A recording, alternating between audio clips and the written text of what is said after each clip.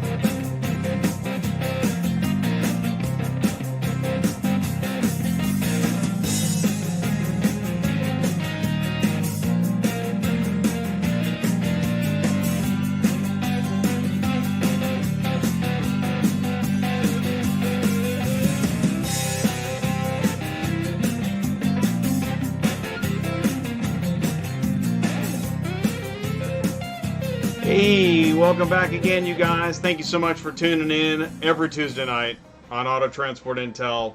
I appreciate you guys coming back and spending Tuesday night with me, and I get to spend it with you. And I'm here every week talking about all things car hauling. I'm on YouTube every Tuesday night, 9 p.m. Eastern, 8 p.m. Central, so that's 6 o'clock in California. And we're talking about dispatcher training, auto transport business coaching, car hauling load boards, negotiating with brokers, dealing with shippers, know your numbers, cost per mile, get the information. This is Auto Transport Intel, where car haulers work together. So thank you for so much for tuning back in on a Tuesday night. Listen, if you're new here, I want to tell you what's going on. First of all, I want to thank you for coming in. I really appreciate it. We get new people every week now. And so I ran the car hauler. That's my welcome back to Tuesday. And then I'm going to go in and say hello to the live chat. And I want you to say hello. I want you to feel welcome and participate. It's a big deal to me. It's a big deal to the other folks in the live chat. So please let us know you're here or hang out and watch. No problem. After we get through that, we're going to be about 10 minutes into the show. I'm going to do industry news, which is stuff I get off of Facebook, memes, photos, fails, loads, rates, etc. If you got something you want me to share on the show, you can email me. And so we'll do that. That takes quite a bit of time. So then I'm going to wrap it up with some consultations and merch discussion. And so this is cool. So last week I introduced CTS Business Coaching for auto transport new car haulers that are looking for some help, direction, and strategy. So we have a live testimony tonight from Jeff. He was just coached last week. And so if you're wondering what is this, what's going on, Jeff's going to tell you. Jeff's a real person, and we're really looking forward to hearing from him. And then we've got our first guest tonight, which is Victor. He is a broker. He's in California. And then we got our featured interview about an hour and a quarter into the show, which is Melissa. She's an auto transport broker. Tonight is called Ask a Broker, and we mean that. We want to talk to brokers. And what's really interesting, listen, if you got to catch, I was just live on Trucking with Authority on Kenny Long's show. And I want to thank him right now. If you don't know about Trucking with Authority, you should check it out. And I'm on his show tonight. Now, I know he's on Facebook and YouTube, I believe, simultaneously. And I was watching YouTube.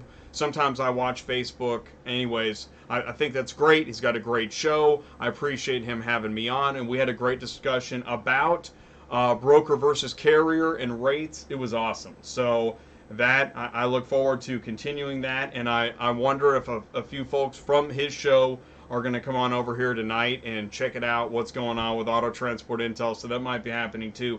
We've got some other folks I just talked to in the past week. Phone calls are getting pretty interesting now. So if you're new here tonight, we recently talked, please say hello or let me know what I can do for you. So let's get into industry news. All right, I got a launch. Okay, I got a folder here. All right, you know, this stuff's off of Facebook. I'm not responsible, but I do, well, I'm a little bit responsible. I try to start off with something, you know, something to the heart of trucking, right? Down all the highways that you travel, blacktop, stone, and even gravel on every journey through and through. May God's angels ride with you. You know, even if you're not religious or wherever you're at on the spectrum, you know, we all want to safe travel. I thought that was pretty cool, and I saw that for sale, so I'm sharing that. All right, and in addition to that, no matter how awesome of a trucker you are, you know I keep it clean for YouTube. If a kid does the arm pump, honk the air horn. That is true. That is cool, man. It was a great story about a kid that so many truckers did that for him. Man, that's a great story. Check it out. Will loads be better after the elections? Oh, we hope so. I don't know. Shh. This Cottrell is asleep in its habitat.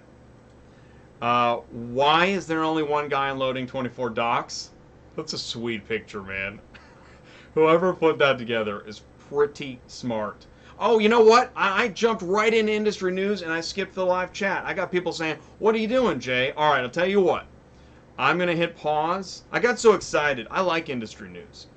But at the cost of the audience, it's terrible. All right, Irvine Transport says, "Hey, great call on Trucking with Authority. It was getting a little stale till you called." Well, thank you. I mean, you know, he's got a great show. And listen, all shows ebb and flow. I mean, you know, I go through it too. Sometimes I feel like I'm pulling teeth. And other times it's just the subject matter, you know, gets away from me. So I appreciate that. Roxy Auto Transport, what's up, Kevin? Welcome back to the show. Sylvia's here. Hey, what's going on, Sylvia? Bulldog is in the house. Trucker Survival's with us. What's going on? Looking for, man, you know what? Thanks for the Facebook shares. And in fact, I'll take this moment and thank you. If you've already given me a like, thank you. If you haven't, I can use them. Everybody likes to be liked, especially YouTube. All right, Peterbilt 379 is here. Hey, what's going on? Whoop is with us. Welcome back, Whoop. Ryan O'Ryan, what's up, Ryan? Welcome back to the show. Seeing you guys before. You're part of my core, and I appreciate that. Oh, Market Trucking Answers voted for me. Thanks, Mark. I appreciate that. You know, I was a write-in. Whoop, let's get those likes going early. Thanks, Whoop. I appreciate that. Ernest Martin says, dang it, and I scrolled. It scrolls really fast. Maybe because I think the live chat's picking up. Hey, Kimberly, welcome back to the show. Kimberly, we got Kimberly actually monitoring the live stream on the back end. So if we get any crazy tunnel, nutty reverb, audio effects that we don't want, Kimberly's going to let us know. So I got my phone right here, and it'll buzz that I got a notification. Thanks, Kimberly. Viper Transport Towing, yo, what's up, Vinny? Peterbilt 379, did you hear where the Trump administration might possibly make it to where trucks won't have DEF on them? Really? I did not hear that. I'd love to hear more about that news story. I would definitely share that on Facebook. Anyone know if JD Eufaula's in here? Hey, good question, Ty. That is a good. We haven't heard from JD in a while. That'd be kind of fun, especially on election night. Hey, what's up, Mike? Welcome back to the show. Mike of East West Express Hauling Dispatch Services. Looking for a dispatch service? Check in with Mike. Peterbilt 379, nothing being confirmed, but just been in the talks. Okay. Last time I watched your show, YouTube messed up. Yeah, that was a couple of shows ago. That was a YouTube thing. Funny, it wasn't my fault. First time ever. Hey, Pete, how about get rid of that ELD? Hey, what's up, Alex? Thanks for tuning in, man. I saw you in the audience there, and that really was a great debate. Great show. So thanks for coming over. I do appreciate that. Cody, I remember waiting for The Simpsons to come on every week. Now I wait for Auto Transport Intel. Wow! That's huge. Listen, I mean it. This show is growing. It's accelerating, and I really appreciate people tuning in. I appreciate how you feel about this show. And I appreciate what the show is doing. And it's not me anymore. It's a movement, and it's awesome. So thank you so much. Mike, AJ, hey Jay, looking forward to tonight's discussion. Yeah, me too. I love talking to brokers. It really is, it's good. It's good for the ecosystem to talk. I'm big on that. You guys know I'm big on communication. What do you guys think about the government race, if you don't mind me asking? I'm skipping politics every Tuesday. I just skip politics every Tuesday. Because it's so big and pervasive, and I think it actually, you know what?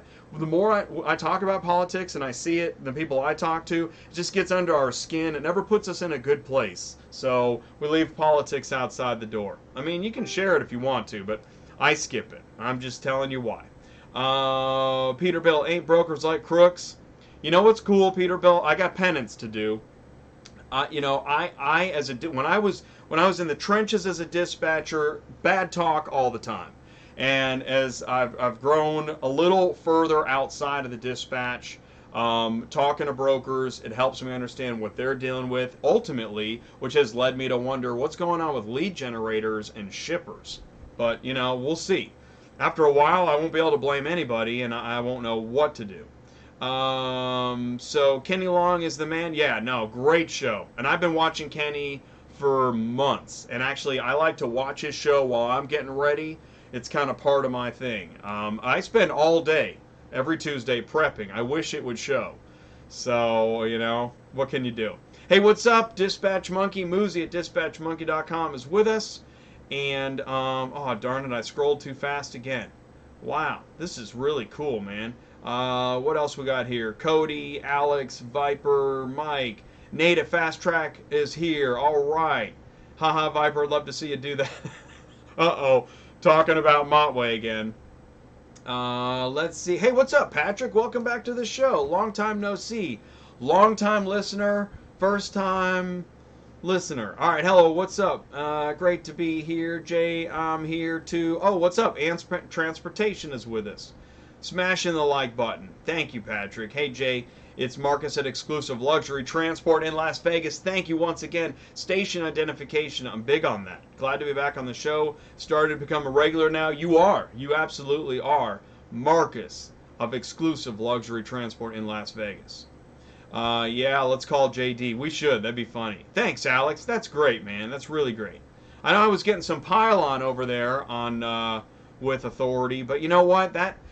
Actually see that, and you know what that means? That means people really like the show, and they come to the defense of the show. And actually, that's a great thing. You want that. You want people to feel a loyalty about your program, and so I get that. That's awesome. It is. He's got a very loyal following. It's great. First time actually catching the live show. What's up, Dane Anthony? Seriously learned applied so much from really. Applied a lot to my daily cart. Thank you, man. And I get that all the time now. Sometimes I'll return a call and people get excited. I love that. I love that. You know what? When I was making the video that taught you something, sometimes I wasn't so sure, maybe I was having a bad day, but I'm trudging through the video. So believe me, I totally understand being, like at ground level, just trying to get through information and have something help rise my spirits. So man, I get it. Now I'm glad that is working. I really am. What else we got? Hey, Jay Ward is with us. Hey, what's up? You had me at Jay. That's hilarious, dude. Bill Nickel, Broker Business. Hey, what's up? I welcome you back, man. Thank you. Tony Taylor. Hey, what's up? Brand new to your show. Thank you, Tony. Peter Marone. Hey, what's up? Peter from Vade Media. Yeah, man. Had a great time talking with you guys, you and AJ. Thanks for tuning in. I appreciate it. David Skew is with us. Vinny. And, okay, I made it to the end of the live chat. All right, let's get back into industry news. And thank you guys so much for tuning in and hitting that like button. I really do appreciate it. Okay. Hey, how are you guys getting loads dispatched to you before I get text on Central Dispatch? That's pretty funny. You know what? It's a really good question because you paid money to get texted before others got that load. So you do have an interesting beef there, my friend. Here's a good one. I bet he's thinking about other women. It has fuel. It has spark. Why won't it start? Man. Oh, testify. That face you make when you recognize the address dispatch sent you to. Yeah. Yeah, no, I know that. I know what it feels like to get that face. And that's the face dispatch has when they've sent you to where you feel like that face. And everybody loses. Oh, here's one where everybody loses. We're just talking about, we're talking on Kenny's show about, thank you, Alex. Thank you so much, man. You know, this is not a good rate. You don't want to book that. You just don't want to book that. I don't even think you break even on that.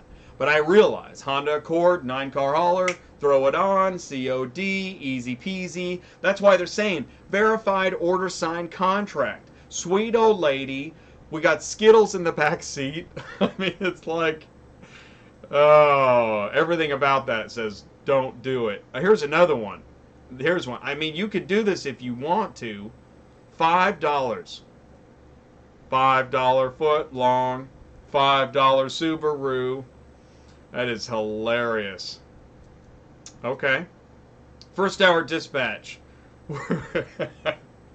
Hour 12 at dispatch. This place is a prison planet. Seriously. That's funny, dude. I love dispatch memes. Okay.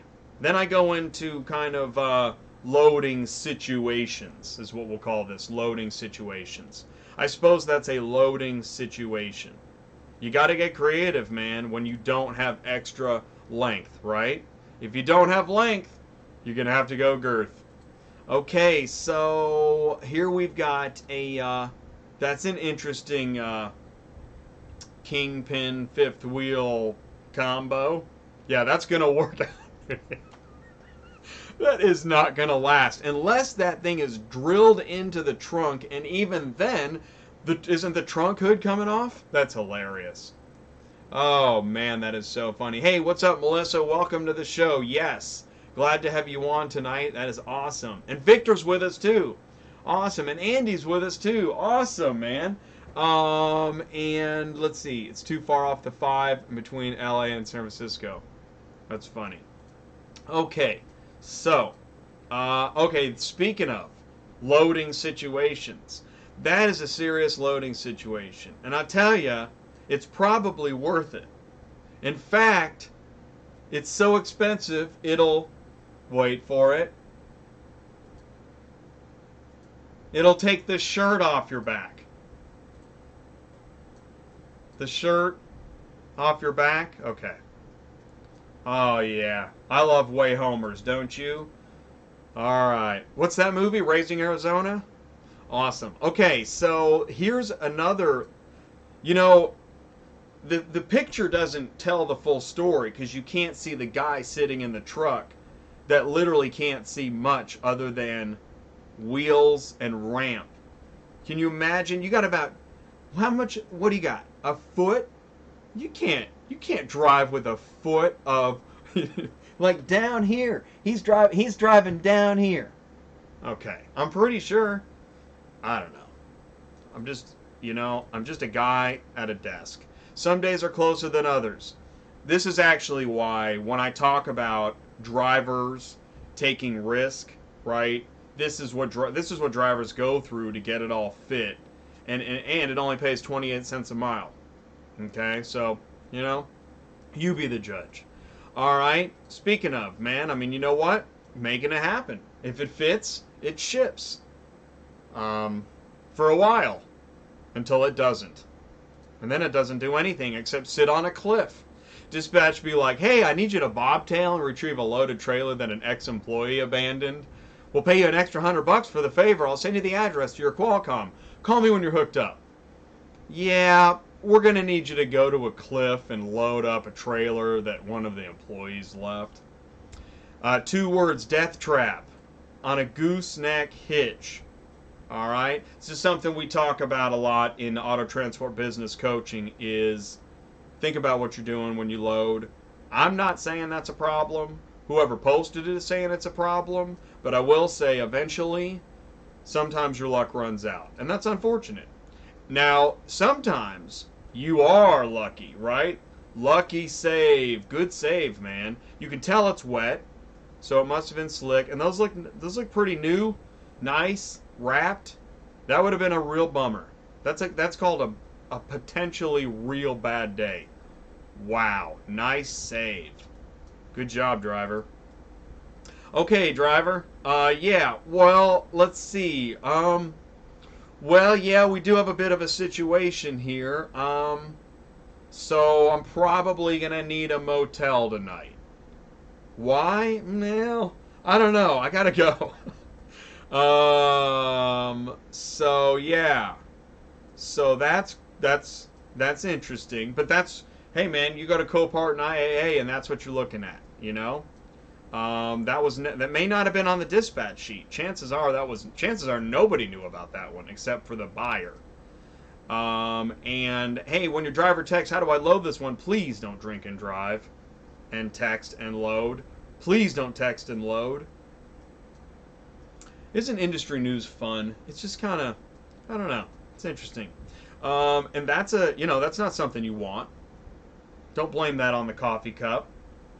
There's no need for that. And that is, again, that's out of pocket. That's why, maintenance, you got to get good paying cars because maintenance is coming.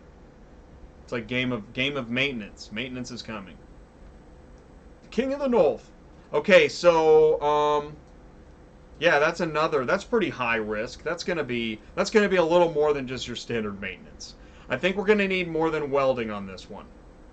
That's a bummer, dude. I mean, I'm trying to joke around. It's not funny. It happens all the time. I show these show after show because you guys know this is the high risk of auto transport. Those are brand new cars, man. Oh, man. Which, you know what? That's the risk of brokering too, man. You got to have your ducks in a row. Everybody needs their ducks in a row because this kid is coming. DOT kid. Yeah, so I'm finding a lot of violations here, sir, and yeah, I'm gonna need you to pull around back, driver, so we can take care of some of these problems. Great, that'd be great. And this stuff is always interesting. You've got to pay attention. Oh no. So there it is. So I'm being called out on how often I say interesting. And you know what's great is that, what's interesting is this is not the first time I have had people notice things that I do and say, patterns of speech, expressions, and, I think, well, we could probably run this experiment on most folks that we talk to and run into, but apparently I have an interesting problem. So it's interesting. Spot market capacity. Look at these numbers. It's good to look at your trends. Oh man, now I'm off kilter. Okay. Hey, by the way, I saw this posted. Independent auto haulers. This was an ad posted. Okay, somebody took issue with this posting because it says owner operator opportunity, and as you go to read on, it's really more of a lease on opportunity, but as the poster then replied, I mean, it's an opportunity for owner-operators to lease on, get legal with it if you want to, but in essence, it is an opportunity, which I think above all is the most important part. So go ahead and take that in. If that, if that sounds like something you want to respond to, there's an email address there. And, oh, Ziggy's here. Welcome, Ziggy. Thank you, dude. Thanks for tuning in. And what else we got? Oh, Nate, fast track. So height matters. Yeah, well, you need length, width, and height. And I'll tell you what, when I've been dispatching, I know that some drivers over time become real sticklers about any deviation from that formula, length, weight, height. Width doesn't come in very often except for the high mounts, but especially length. When you're booking those trucks down in Texas, man, get the length. I promise you. You'll be glad you did. All right, how am I doing on time? So it's 8:26. I'm pretty much on time. So let's talk about my channel support packages.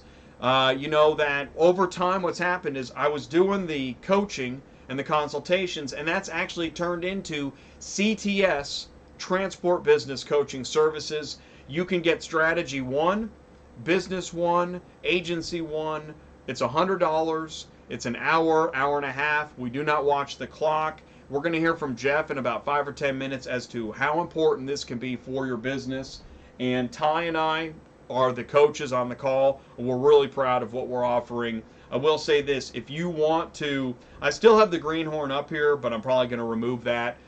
Basically, if you want one-on-one dispatcher training, give me a call, and I'll tell you this first. I won't even accept your money or schedule the appointment until you watch all 3 parts of my dispatcher training series. That's 8 to 9 hours of free video training to watch. And then I'll schedule a one-on-one follow-up. Really, anything that I do, and that goes for, listen, the mix. You guys love the mix. Who doesn't love the mix? I mean, everybody loves the mix because you get a shirt so bright, it darkens the screen. You see that? This is Road Worker Yellow, all right? Alert today, alive tomorrow. When you get the mix, you get the t-shirt. I know it's overpriced, but you're helping the show. And then if you move into the VIP, you get the shirt. And here's the mug. That's right, the Auto Transport Intel mug. And I really like this mug, too. I think it turned out great. And I think everything I offer, I want to say this, is that, it's eventually it's worth the money when you realize everything you can get out of this show. I've got over 150 free hours on YouTube for you to watch. There's so much to learn and so much to talk about, and I love doing it. But if you buy one of these packages, you're helping the show grow, and I'm building the CTS company. Let me show you this right here. This is the new web page of CTS. Here's the address, ctsbusinesscoaching.com, and soon there'll be a form on there. You fill out the form, and that'll bring you into the workflow where you can then begin to schedule your coaching. It's only $100 for your strategy one. So listen, you want to get into car hauling? Maybe we'll talk you out of it. We'll do that if that's what it takes. But if you want to get into car hauling and you're looking for a way to strategize best business practices, how to maximize revenue, and not just live off load board cheap rates. Not every load on the load board is sustainable. Some of them you're going to see and you're going to think, man, what have I gotten into? So we'll do a $100 coaching session. We're happy to do that, which leads us into the question of the day. Oh, let's do this. Question of the day. It's about brokering, and it actually comes from when I was in the show with Kenny. And again, Kenny Long, Trucking with Authority, check it out. Talking about brokers. He was talking about brokers. I'm talking about brokers. When it comes to carriers and brokers, should there be any governance of rate, any regulation? We know it's free market capitalism. That's the way it is now. So is it working? That's my question. Is free market capitalism working in relation to broker versus carrier? I say this because, and I'm not a carrier, but I read in so many Facebook groups, so many carriers feel at such a disadvantage when working with a broker on behalf of, just as a carrier, everything they go through. You've seen the burning trucks and the crazy loading, and you know so many other problems that exist. Is it working? Is there room for improvement? I don't know. Luckily, that is actually not my problem. So one would ask, why am I bringing up something that's not my problem? Because that's the kind of show this is. This is Auto Transport Intel, and we talk about everything. We're talking to the whole ecosystem. And Alex, thank you so much, man. Thank you for joining the show. Your car was damaged during transport. Who's responsible for the damage? Okay, there's the question. Well, it turns out that the broker, everyone's going to point their finger at the carrier. And the problem is that this is where it gets into the bill of lading. And this is why a carrier needs to really do due diligence every time before they ever touch a car. Carrier pulls up to your driveway. Let's just assume this is residential. Carrier pulls up to your driveway. Before they ever do anything, walk around the car, take photos, mark every scratch, every damage under the car, over the hood, everywhere.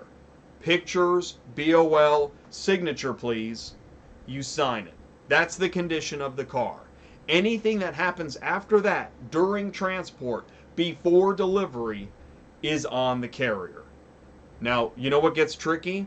Is there's many brokers out there that they have a VIP service, and they're sending flatbeds out to pick up your car, and if the flatbed damages it but doesn't mark any damages and doesn't want anybody to know and wants to see if maybe the carrier will mess this up, then the carrier takes the damage claim. The problem is every time somebody touches that car, and that goes for any situation of multiple carriers in a transport, it makes it messier for each carrier who's liable. But if your car was damaged during transport, after pickup, before delivery, unfortunately, it's on the carrier. And the broker's going to tell you that, and the carrier's going to know it. So I think that is, I think that's the answer. Unfortunately, I don't know if that's disputable. But Ziggy's, hey, and Ziggy said interesting. But I look to the live chat to help respond, and if there's any discrepancy in what I said, please live chat jump in. So you are saying hauling a Subaru for $5 is not sustainable. Good one, Mark. Mark is a comedian unless he's talking about Auto Transport Intel. What's going on, Jay?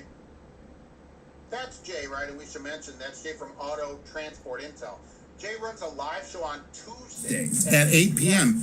on YouTube. You should check it out. Jay does everything car hauling. That stuff I don't know anything about, but Jay knows everything about it. So if you want to haul cars, that seems like it'd be interesting. Hauling all these different kind of cars like Ferraris and probably a bunch of used cars from auto auctions. Whatever it is, whatever makes the money, go check out Jay at 8 p.m. tomorrow on YouTube. I'm there too, right? Watching the show. So it's pretty fascinating. 2-3 hours. He brings industry experts in and everything, right? So love it. Hey, man, thanks a lot, Mark. I appreciate that. So, yeah, and I told you guys what I'm doing is I'm running some of my own ads right now because I'm in talks with folks about there are going to be some ads in here at some point. And I tell you, honestly, I want to align with folks where those ads make sense for this channel. It's not just, Dove dish soap, I don't want to do that. I really don't. Oh, Mike says bad answer. It wouldn't be the first time that Mike and I have had a debate. So, Mike, please feel free to jump in. Absolutely. I appreciate that. Awesome. Okay, so let's do this. We're gonna go to we're gonna talk to Jeff, and let's do that.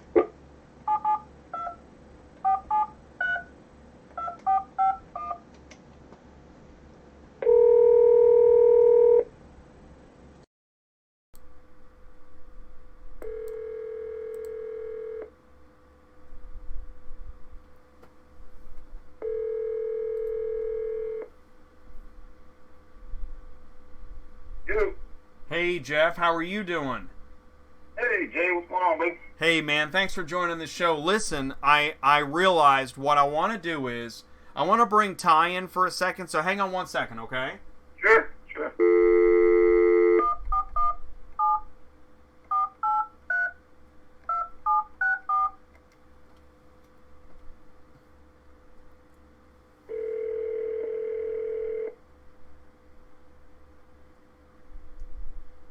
Hello. Hey, welcome to the show, man. Here we go. Hey, Ty, Jeff, Jay, we're all here? Hey, I'm here. All right, I'm here. Jeff. Yes, sir. Hey, man. Jeff, we brought you on the show tonight because we wanted to talk about, just for a second, what's going on with our auto transport business coaching. Okay, sure. So have you? Well, I tell you now. And what I want to do is, I want to try to keep this relatively brief. But I know that you and Ty have been in touch about how things are going for you, and I wanted to tap into that a little bit. And it sounds like you've got some good news. At least, I mean, it's better news, right? Yeah. Okay. So can you elaborate on what was going on with you before we talked and what's going on with you since we talked? Well, I mean, it all started. I'm brand new to this industry, so I definitely a self-starter.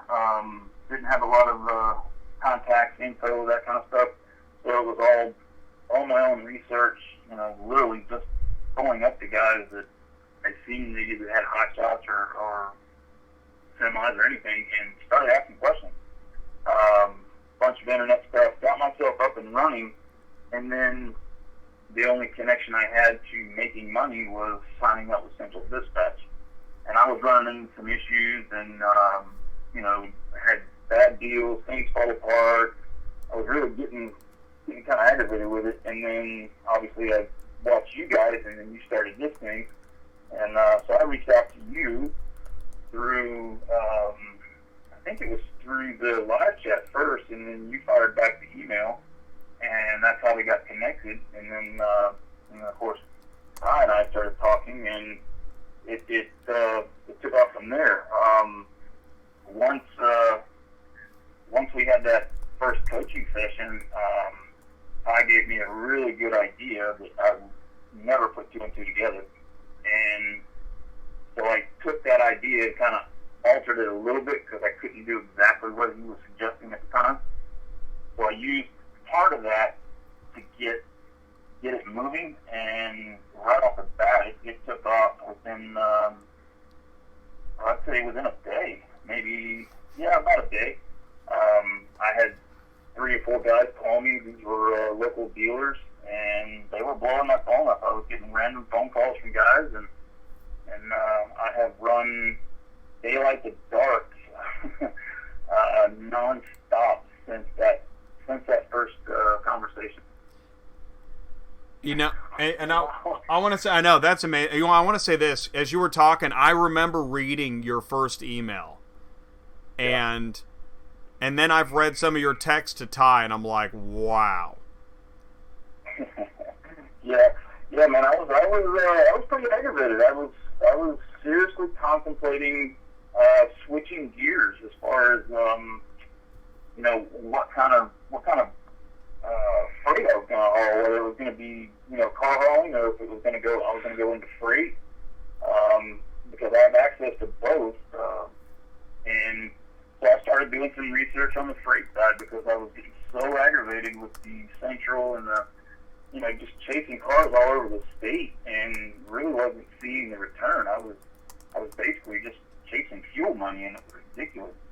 And then, like I said, Ty gave me a really great suggestion. The light bulb went off. I had a connection within a auction house local and a couple dealers that I had talked to, and basically used that relationship to have them do the job for me, and it panned out like you wouldn't believe. I mean, I've got a huge load tomorrow, basically off of that. I've got one Friday, and then I've got a monster 4-day load that's going to take me 4 days to complete it next week, all off of that one idea. And I want to say this. That is where Ty really comes in strong. I mean, Ty, I want to thank you. Since I've partnered with you in CTS, these coaching sessions have gotten so much more interesting and informative. It's amazing, dude. Absolutely. If I could say something about that, speaking directly about Ty, for anybody that's listening or watching this, if you're in that same position and you're just frustrated and you want some help, this is no BS, guys. These guys know what they're doing, and Ty has been I can't even describe it. Let's just say that. Ty has definitely helped me out on multiple ways, and we've built a relationship, so I can appreciate that. And so if you guys are looking for something, you're looking for help, you're looking for some answers that you can't come up with, definitely give these guys a shot. Thank you, Jeff. Ty? Yeah. What do you have to say? I know you, man. I know you're thinking something. I love the relationship. That's always, Jeff and I, we've talked on the phone, and I'll tell you a quick story, okay? I'm actually driving a semi, right, with cars. And this was, I think it was this last Friday, maybe Saturday, I don't know what day it was. But anyway, when I'm trucking down the road, and my truck just shuts off on the highway. I'm like, oh, great. Well, turns out it was just collapsed fuel. No big deal. Just took about $300 and a lot of time. So I'm sitting there, and I'm really trying to stay positive in my head because I've got a lot to do. I've got places to go, people to see. I get a text, random text from Jeff, and I mean, literally, I started crying. It was so refreshing and so encouraging. And I mean, and that's the beauty of it, Jay and Jeff as well. I might have given Jeff a great idea, but really, Jeff's the one that took it and ran. And you know, Jay and I talk to a lot of guys on a regular basis about this business, and as we talk to them, we build these relationships. They're just, I mean, it's reciprocating, is what it is. It's a reciprocating relationship, and Jeff would say, absolutely, yes and amen. I mean, I want Jeff to succeed. I do. And so he gives me a report next day. I mean, wow, that is so good. I love it. And so thank you, Jeff and Jay both. I really do appreciate you guys a lot.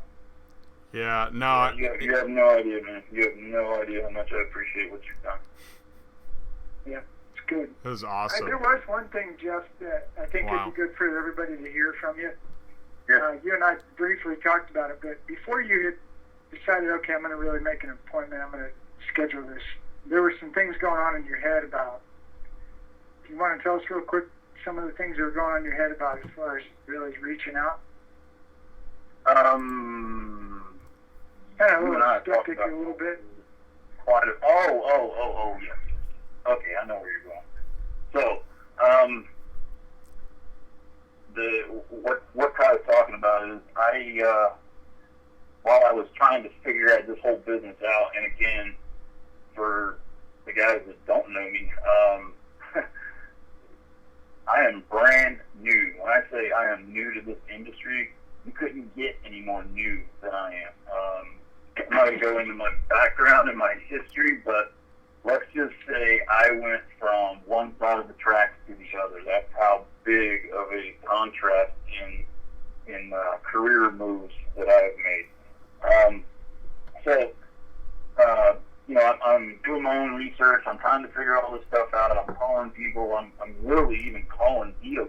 I'm calling everybody to get as much information as I could before I went live with this thing. So I thought, okay, you know, I'm prepared. I got everything figured out. And things just weren't panning out. They weren't working that well. Some of the contacts that I made that I thought were, you know, going to be real helpful and they were going to support and do this, that, and the other, come to find out they were just scams. They were trying to, you know, basically get in my wallet. They wanted $1 for this. You know, they wanted something from me in order to pass along that help.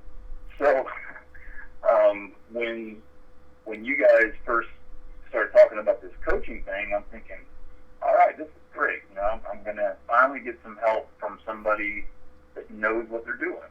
And then they talked about, you guys mentioned, obviously there was some fee to it. I went, oh, wait a minute, here we go. Instantly, I was like, you know what? I'm not doing this. I'm not getting trapped again, blah, blah, blah. So for the people out there listening right now, I'll say this. These guys took care of me. These guys definitely gave me some awesome support, great ideas, and I'm no longer a skeptic. This is not BS. These guys aren't chasing a dollar. To be honest with you, the money side of it has not been talked about. It hasn't been brought up. There was one email that was sent to me that I'll address later, but no, it's all been about trying to get me on the right path successful. Ty has been there like you wouldn't believe to support. So anybody that's looking for this, yeah, you can trust them. He's a good guy. They will take care of you. That's great. Wow, Thank that's you, really man. nice. Yeah, thank you. Thank you so much for sharing that, dude. Especially, I mean, live right here, man. That is awesome. Testimony. Like I said, it's no joke, people. This is there's a lot of scams out there for sure. Well, That I ran across 2 or 3 of them within my first week. oh, really? So I got really darted, and I'm sure Jay can tell you how fast I kind of switched gears and was about ready to say, yeah, okay, whatever. But no, I stuck with it, and yeah, I'm glad I did. I really am. Things definitely turned around in less than a week. I mean, it's been phenomenal, and it hasn't stopped yet. I'm still getting phone calls.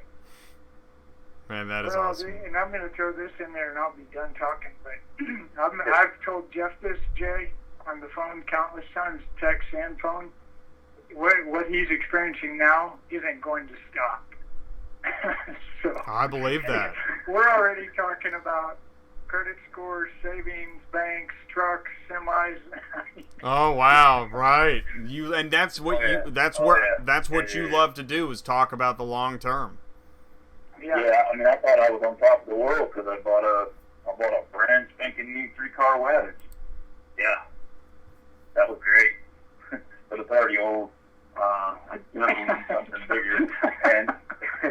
And Here, Jeff. Ziggy asked. Tyler's laughing because we had this exact conversation late yesterday as I'm dropping off, or actually I'm picking up a load to come back home, to my area, my home area, and he's talking about, you're going to get to a point to where you're going to have deals where they've got 5, 6 cars, and you're going to start running the math in your head. If I had a 5th car, I wouldn't have to make 2 loads, blah, blah, blah. Well, he must have been a fortune teller that can look into the future, because the load that I said I got for tomorrow, I have to make a double run. Right. That's what we call 5 trucks, and they're all heavy trucks. Oh man. And that 450. There's no way I can put 3 vehicles on that trailer, so I'm gonna have to make it at least 2 runs. Yeah, you can't put 3 trucks on there. No. No. I mean, they're all heavy duty. They're all 2,500, 3,500, Right. And the big boy is a F450 with a service box on it, a service bed. So yeah, I could definitely use at least a 6 car right now. That's awesome. That really That- is. That's just great. And you know what? No problem. Hey Jeff, Ziggy was asking what should people look out for with some of the other people that you thought were maybe scams or weren't heading you in the right direction. Ziggy's asking if there's anything you can tell us to look out for. Well, the scam stuff started for me almost the very next day after getting my DOT and MC, because those are public record, and there's literally sharks in the water, so to speak, that obviously sit around and wait for these numbers to pop up, and when they see a fresh number, man, do they come at you. Oh, okay, so it's that stuff. It's the marketing material that comes. And you know what? This sounds a lot like when a shipper posts, they put in their information to get their load shipped and they get inundated. Right? Yeah, I mean, I was getting promises for this, and we can do that, and don't worry about this. I see. One after another. It got to the point to where I didn't even want to answer the phone anymore, but you're forced to answer it because It's your phone. That could be a potential customer. That could be your next big deal.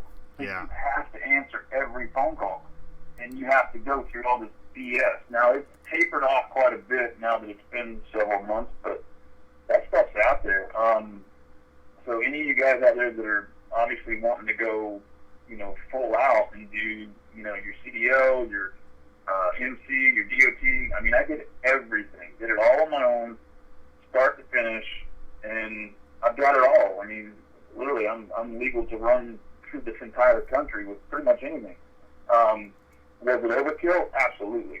Absolutely. I spent way too much money and too much time getting so much certification and documentation and everything else. But I've always been taught to have it, and if you don't need it, at least you got it. It's much better to have it and not need it than need it and not have it, especially when it comes to regulations and those guys with the lights on top of their car. Well, I'll tell you what, Jeff, we're really glad that you came on here tonight talking about this. That way, we're helping you and you're helping us. And Ty, we've got 2 more folks we're talking to tomorrow, and maybe one of them will come on next week, and we can just keep this going. Sure. Yeah, like I said, I cannot speak high enough about you guys. It's not just an internet show to try and draw people into Megabox. These guys really care about what they're doing, and they care about the people. Ty has been absolute rock for me, a support. It wasn't just a coaching session and a good idea, and then okay, thanks, bye. No, he's followed up. He's actually kind of warned me about certain things, and then told me he's going to stay on top of me about this. He's going to keep beating on me. Jay, you did the same thing. You've got this whole deal where we're going to check up on me in a month to see the status of where we're at. And so, yeah, I have no doubt that you're going to do that. So, and I want you to. I appreciate that. Really do. Thanks, man. And as you can see, listen, we've got an interesting live chat happening right now. We're pretty open-minded here, but none of us want any spam. So let's keep it business car hauling. Yeah, I'm not watching, so I can't do it. Right? No, but just like you said, you got spam. What's interesting is when Ty and I put ourselves out there, I guess we're going to get a little spam too. So, there's just spam everywhere you go, right? We all have to be careful.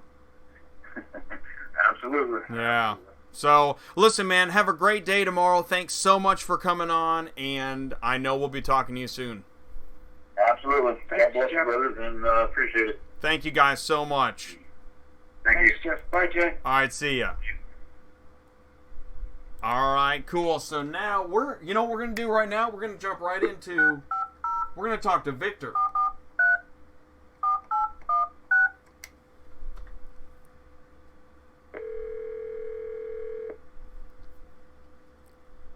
No good dispatchers out here. Really? Oh, hate to hear that. Yeah, whoop. Let us know when you're ready. Definitely. Love to talk to you. All right, how's the audio, Kimberly? We good? Hi, you've reached Victor of All American Transport, General Manager. Please. You know what? That's me. I messed up. I do that from time to time. So, that's the mix. That's the mix. Oh, come on. 17? No, when you're ready, definitely. Hey, Yeah, I hear. Hey, how you doing? I just heard myself. Well, now one more time, I got to turn off the audio on the computer because of the delay. All right, I hear you.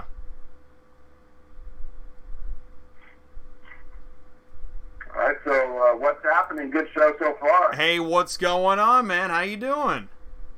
Man, I'm just living the dream out here in California where, I would say everybody should live, but at the same time, it's already expensive enough. Maybe we should try to, advertise Dallas and Florida and other cool parts so people move out there. Well, I'll tell you what, you and I both know that there's certain things about California that we love, and also, to be fair, I can go West Coast, East Coast with this. When I went to New York City, man, I loved New York City. There it is. So, everybody should move to New York City, man. No, everybody should move to New York City. That's not what New York City says. Where are we going to put everybody? Oh man, it's hilarious. So man, you're out in California, and I mean, let's just get to it. You work for a brokering company, right? You are a broker, correct? Well, I'm the general manager of a brokerage firm out of Burlingame, California, called All American Trucking and Transport. All right, cool. So that means, what does that mean? Well, that means that I essentially deal with a lot of office administrative stuff, but anytime there are claims or customer service issues, or in the various times I've jumped into dispatch myself when we're shorthanded, I would say that I basically am a glorified office administrator, but also a part-time dispatcher. Some, however, a brokerage firm, which from watching your show for the time that you've been on, I definitely think that there are similarities between what we do in dispatch, but there are also a lot of differences. Well, and that's interesting you say that, because when, at a brokerage, when you say dispatching, I've talked to people that thought what you just said, dispatching, is the same thing as carrier dispatching. And there really is, yes, there are similarities as far as hectic, stressful, busy, overloaded, everybody wants something.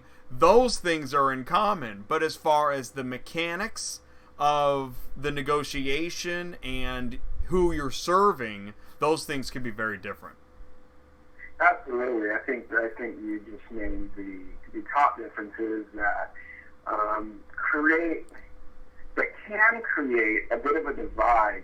But as you and I have talked before, and I've heard you say on the show, and the word we're looking for earlier, you said it on the show earlier, is ecosystem. And so even though there's grand differences between, the driver's dispatcher and a brokerage dispatcher, my goal always with myself when I'm in dispatch with my team is to try to bridge that divide. And when one of our dispatchers is talking to a dispatcher like you, understand, hey, we're all in this together. There's only so much of the pie. Let's come up with an amicable agreement. You tell me what you need. I can tell you what we offer.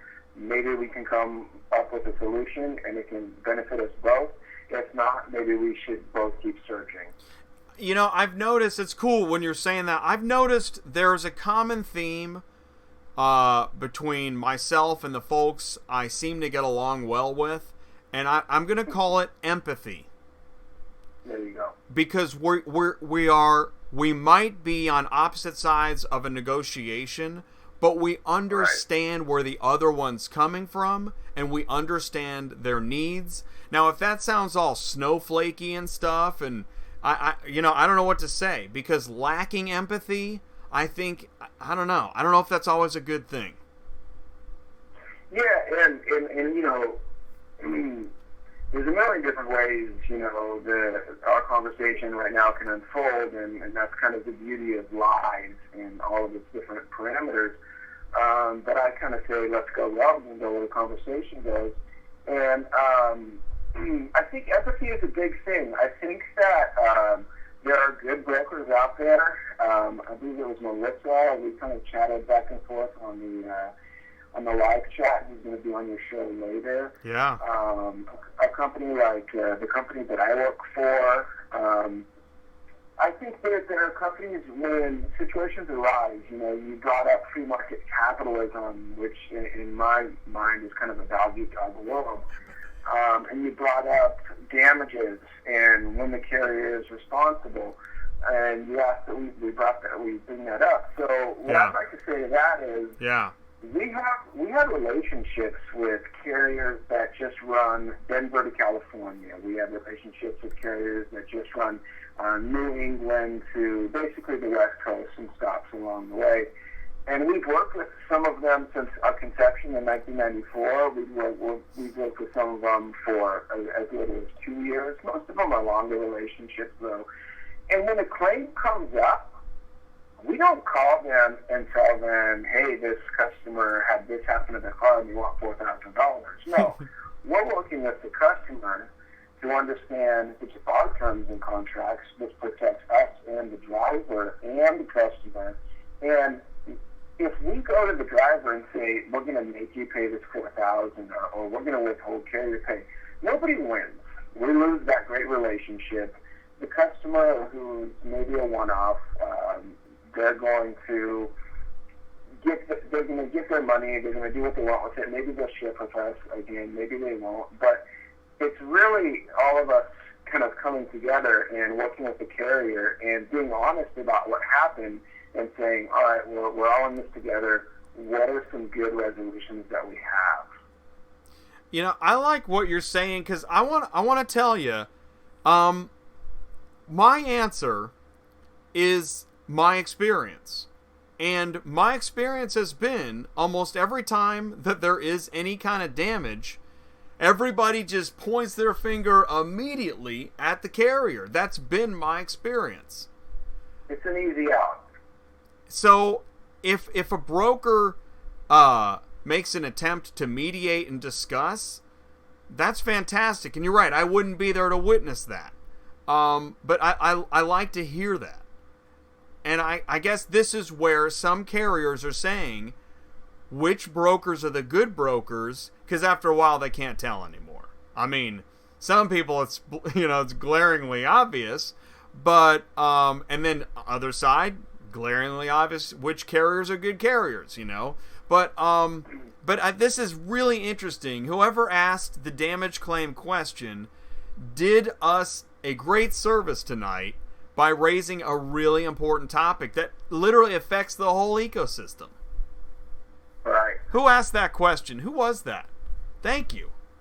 Cheers. Yeah. Cheers to whoever asked that question.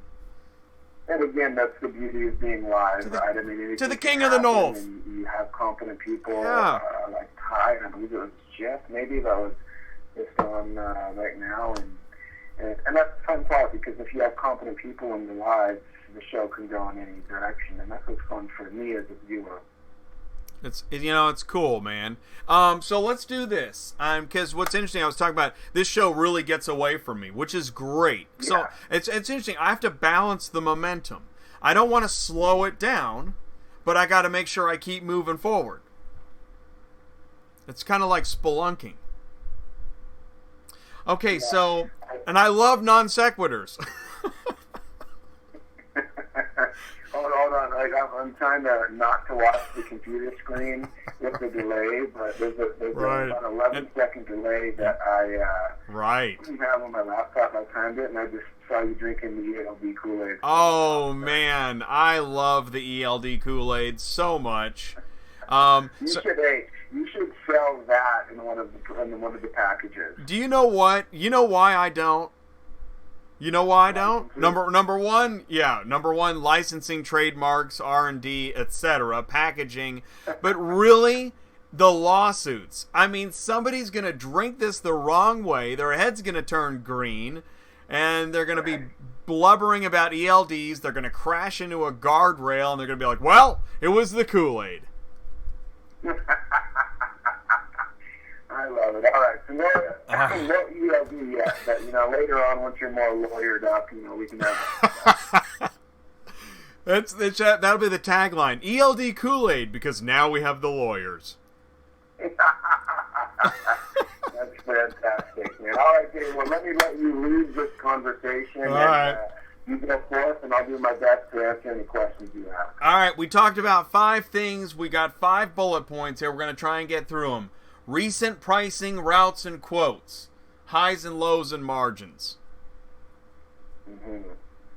Yeah, and that was basically how wild prices got and where they're heading to now, correct? Yeah, so prices are?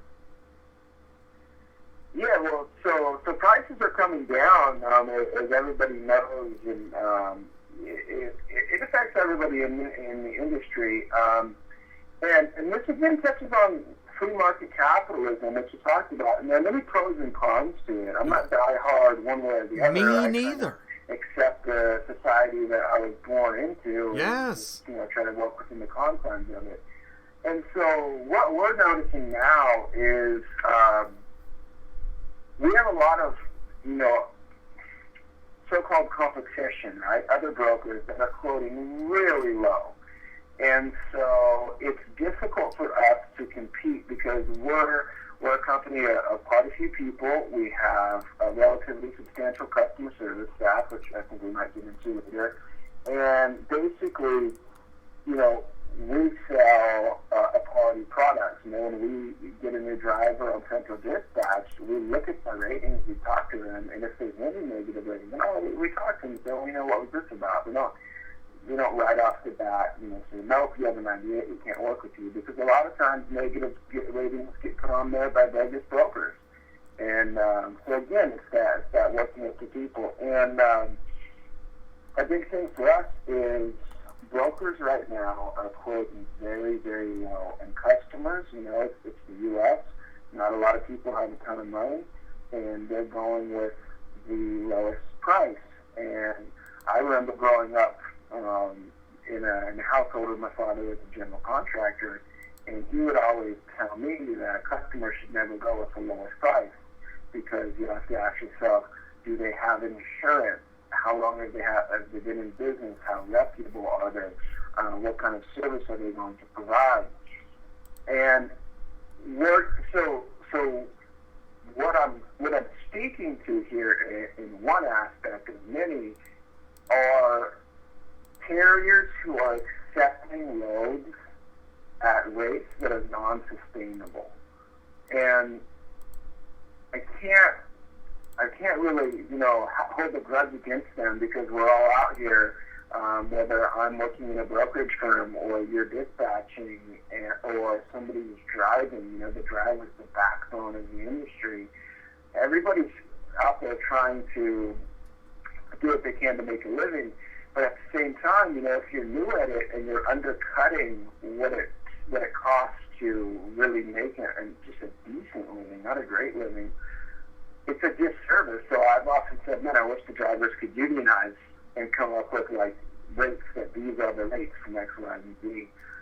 But I think that's a little utopic. Well, and you know what? And that's the thing is too. We know the moment we start thinking there should be some kind of regulation, it isn't going to go right, and we don't want that. Right. But it has been posited that maybe one thing that could help is, and unfortunately, I think this is a tall order, but if the load board did something like, okay, like how about if you're a broker and you try to post a load for 10 cents a mile, you can't hit enter. Right. I know that sounds kind of crazy, but I don't know. That's an interesting idea. Ah, dang it. I just said interesting. So, I don't know, something like that. And I think what I've had a lot of people talk to me about, well, if there was a hint, new load board out there, that was helping the entire ecosystem, that new load board, hint, maybe just if there was enough negative low rates and other stuff, maybe it just doesn't, I don't know, maybe it begins to block out certain brokers, etc. But now you've got, what's that thing called, Snapdragon, where the problem is once you begin to exclude people based on criteria, you no longer have free market capitalism. I don't know what the answer is. I really don't. Well, I can tell you a couple things, and I think this resonates through more than auto shipping. And I'm not a preacher here. I'm just a guy out in California trying to make a living. But I think a lot of what it comes down to, Jay, is relationships. Now, I can tell you that we have relationships. We have a relationship with a carrier that has about 25 trucks, and they're running from California to the East Coast, basically Washington, D.C., Virginia area, up to New Jersey, around New York City. And we have such a good relationship with them that we talk about our rates. We negotiate. So in the summer, when prices are a little high, they give us a deal, and they come in, a few dollars under what market value is. And in winter, when prices are a little low, they come in a little. We agree to everybody, this carrier charging a little above market rate. So what we do is we try to even out the whole kind of feast and famine aspect of many industries. And again, the free market capitalism and the dog-eat-dog relationships, again, when it comes to claims, when we're working with the company I'm talking about now and there's a claim that comes up, unless it's a huge claim, we let them know that the claim happened. They obviously usually know because there's damage on the BOL and the customer. We let them know, and then we cover it. Why do we cover it? Because we have a relationship. And in the long run, covering it together, so if, let's say it's a big one, we split it down the middle. Now, as a brokerage firm, we don't have to split it down the middle.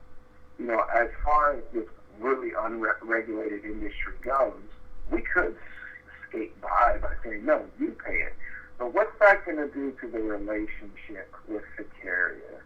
And so I think one small part of a remedy to prices being driven down is getting your client, as I'm speaking to carriers, getting your client, and that's something that you and I talked about. If you have a dedicated route, you can reach out to a broker that you trust.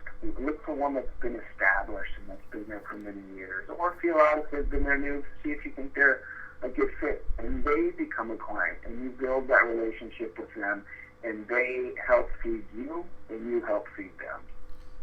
What's so cool is I was on the show with Kenny, Trucking with Authority.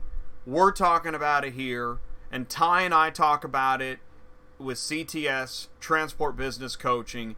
It's all got a big major theme to it, which is relationships, rapport, and working with a customer direct, not relying on something that you see on a load board at random. Just anything at random is going to contain, and it's interesting. Actually, what's really interesting is I've been talking to some lead generators, and they're actually looking for something the same way. They're looking for more of a relationship rather than just random information going places. Yeah. It's amazing. Yeah, it's relationships. Who'd have thought? Who would have thought that people would want relationships again? Yeah. Well, it's actually really interesting that you say that. My response, I'll try to keep it short. It'll be twofold. It'll be about my neighbors, and it'll be about accounts. So when I forget about the accounts, please remind me. My memory just doesn't serve me well these days. I live in downtown Burlingame above a kitchen store and a luggage store, so I guess it's kind of urban living. And above those complexes, above those stores, I have 4 neighbors. I know the name of one of those neighbors, and I've lived here for a year. And the only reason I know his name is because people steal our parking spots all the time because it's very urban, and it drives me nuts because I'm driving a 4-door long bed 4x4 F-250. Oh, wow. And there's no other place to park that. Yeah. Right?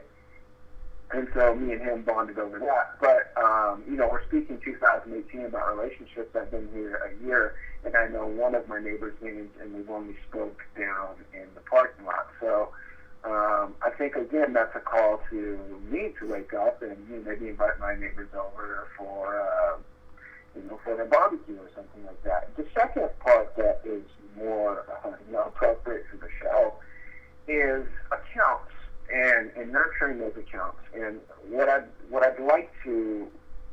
the lesson in this, and I hope it makes sense for the carriers, to the brokers, is I want to speak shortly to, as a brokerage firm, our accounts.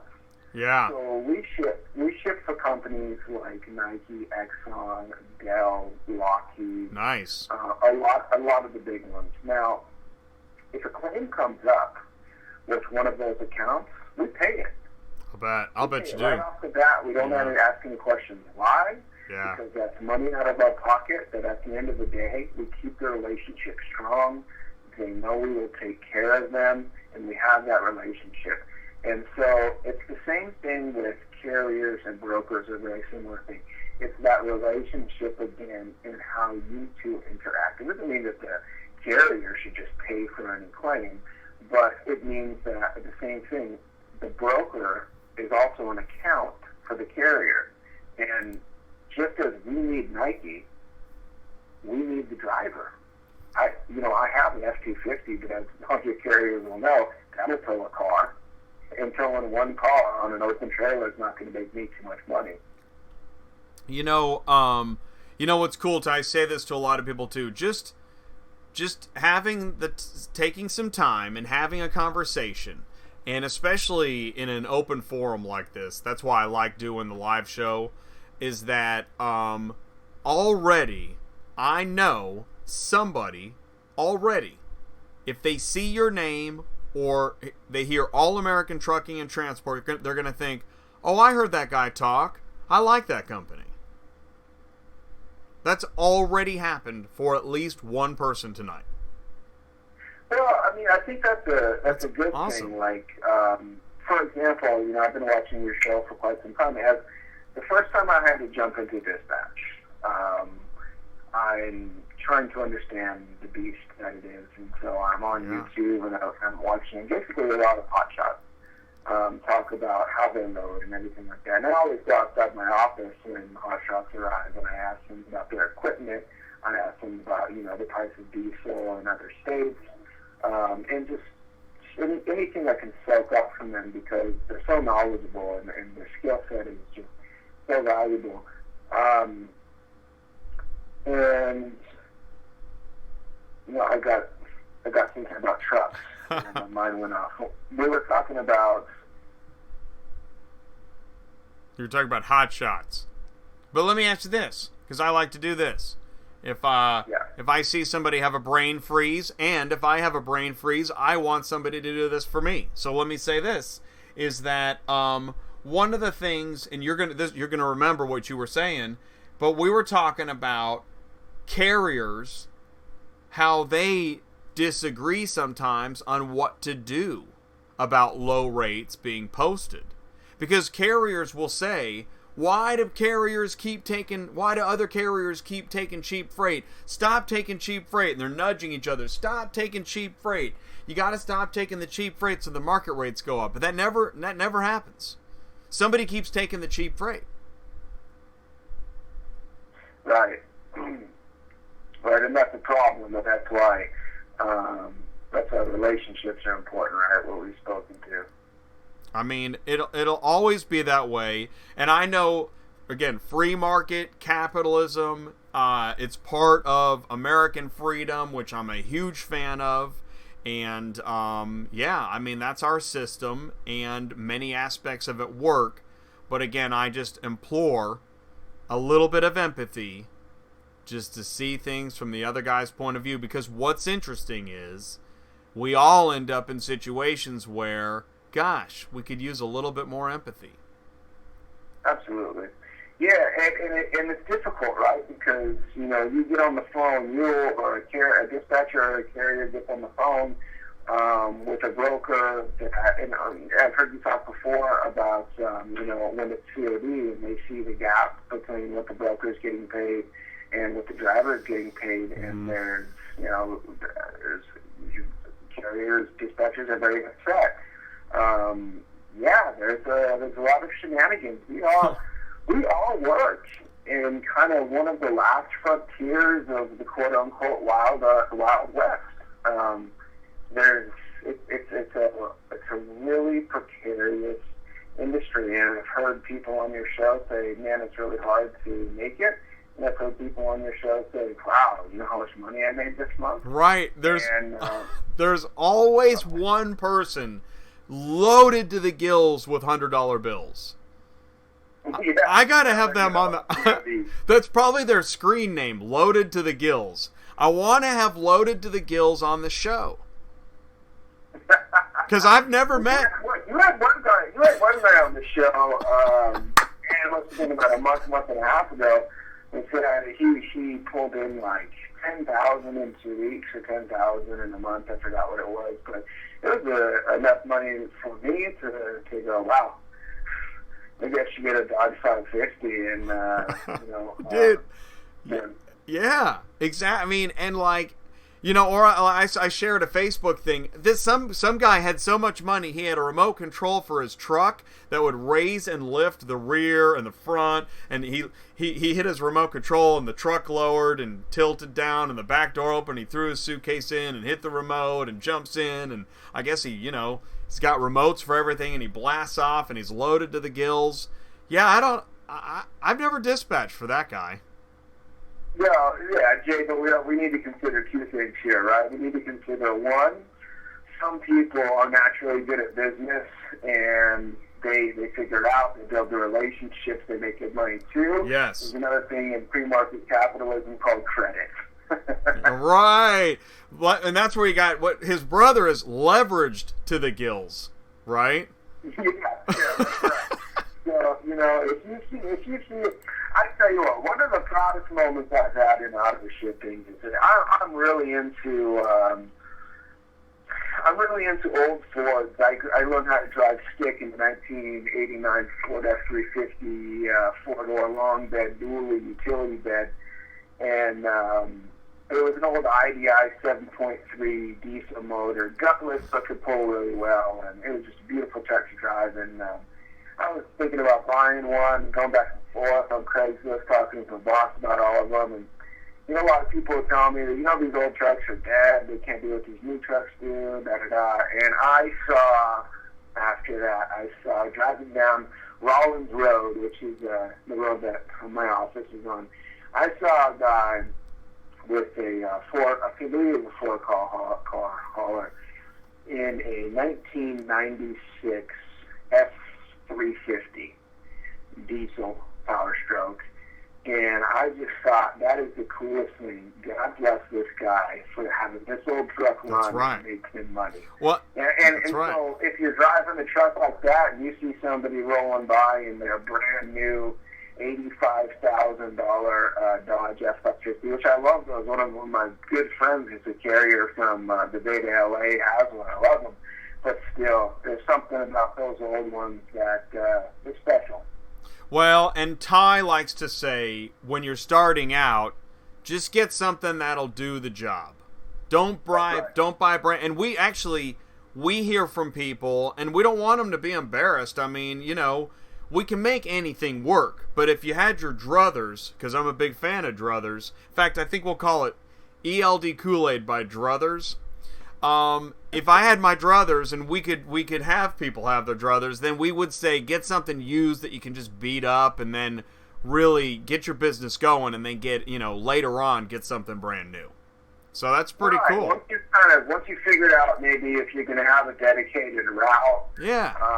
Once you figure out, try out the different trailers, get them used, and refurb them if you need to, make sure they're sound. Yeah. And then once you're settled, I have good friends that are drivers that have been coming up and down from Seattle or Portland down to the Bay or LA.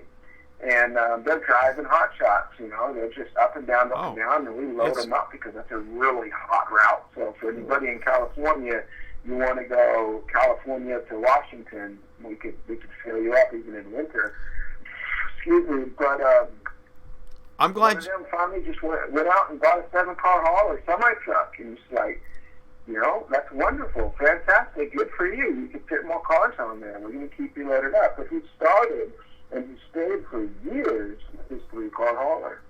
So I'm glad you said that. I wanted to ask you, adding carriers to your network. So, I mean, that's one thing. I know that, right, as a carrier, you always want to add brokers, dealers, whoever, to your network to get loads. On the opposite side of that, as a broker, you're always looking for more good carriers.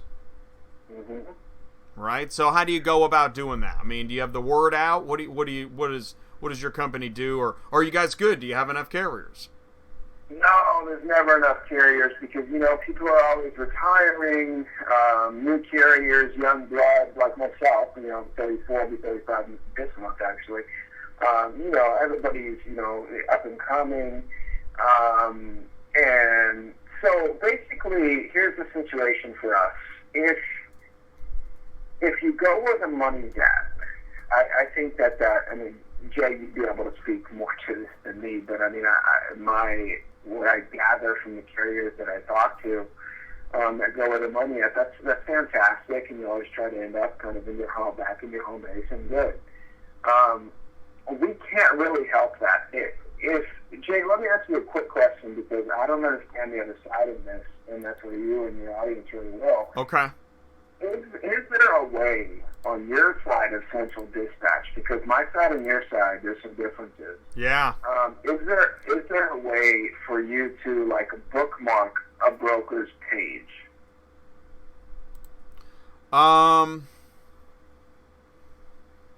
That might be something to throw out there to the live chat, right? So that's a good question. All right. So Victor's asking if there's a way to bookmark a broker's page. I will say this. You can actually search. It doesn't always work, allegedly. But if I run a search, I theoretically should be able to select a certain broker. But it doesn't always work right, in my opinion. And I don't know why that is. But did you know that when you're a carrier or dispatcher, you can search by broker? Did you know that? So theoretically, if you wanted to, you could search for Melissa's company or All American Transport, All American Trucking and Transport, or Reindeer, or the much beloved Montway. Theoretically, you could search for what they have on Central. Right, but I just searched Metrogistics, it didn't work. Which I know they have loads. I don't know if it's semantics. I don't know why it doesn't always work. And I don't know if it's certain brokers. Let's try Reindeer. Well, Jay, I have that answer for you. Why doesn't it work? Well, it's easy, and you know the answer too, but you're just not searching hard enough. The answer is because it's Central Dispatch. Oh, now see, Reindeer came up. I know. Well, you know me, Of course Reindeer came up. Right. right. It's the programming, allegedly. So that's the thing, I've got strong opinions, often, but I try to, I know that, when I'm doing this show live, I got YouTube and Google and Cox Automotive. Everybody wants to breathe down my neck, or not. I'm just saying that, I don't know. I don't know why that is, but it makes no sense. Actually, I did the same process. We're doing it live, so you might be onto something, because when I choose, I try to select Metrogistics. It shows up. Let's do Metrogistics. Hit return. It shows up in the options. I click the options. I hit search vehicles, and I got nothing. And I don't think they're listed under Assertus yet. So, yeah, maybe you're right. Well, we'll see.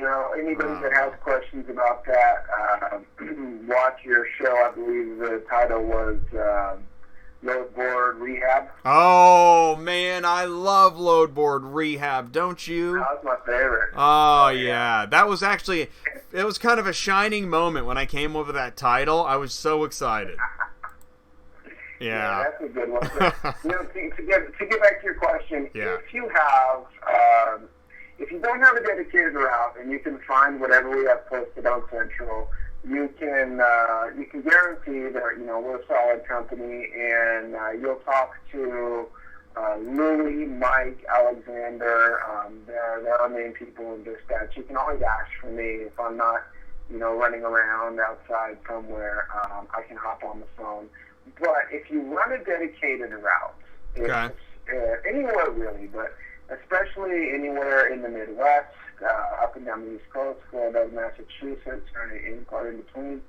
You can email our dispatch team at dispatch@moveauto.com, and basically just introduce yourself, your company, where your company's at us. We can look you up on Central Dispatch, maybe on the board site, and we'll reach out to you and we'll put you on the carrier list. And our main goal is to post nothing on Central. Now, of course, we always have to post some stuff on Central. But what we like to do before we post anything is who are our regular carriers, and we go down the list. And the way carriers work up and down the list is how long have we had a relationship with them, and how good is that relationship? I can tell you right now, we have drivers that are running California, Arizona, and we have a new guy that's been working with us for about 9 months, and he's just incredible.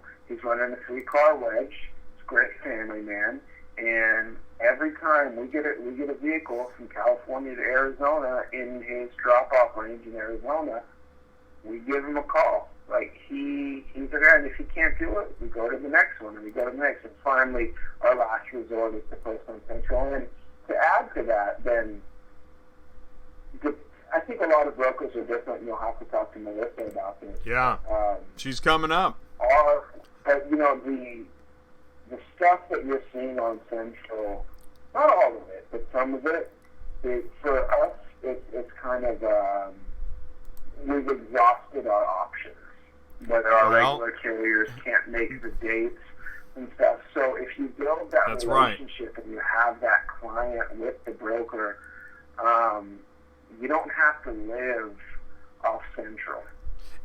And so I mean, that's another thing I think we can all agree on, is by the time the load gets to the load board, it is leftovers. Yeah, I mean that's why we try 150% never to do any of these. Yeah, that's why you'll get vehicles the way it is. At Copart.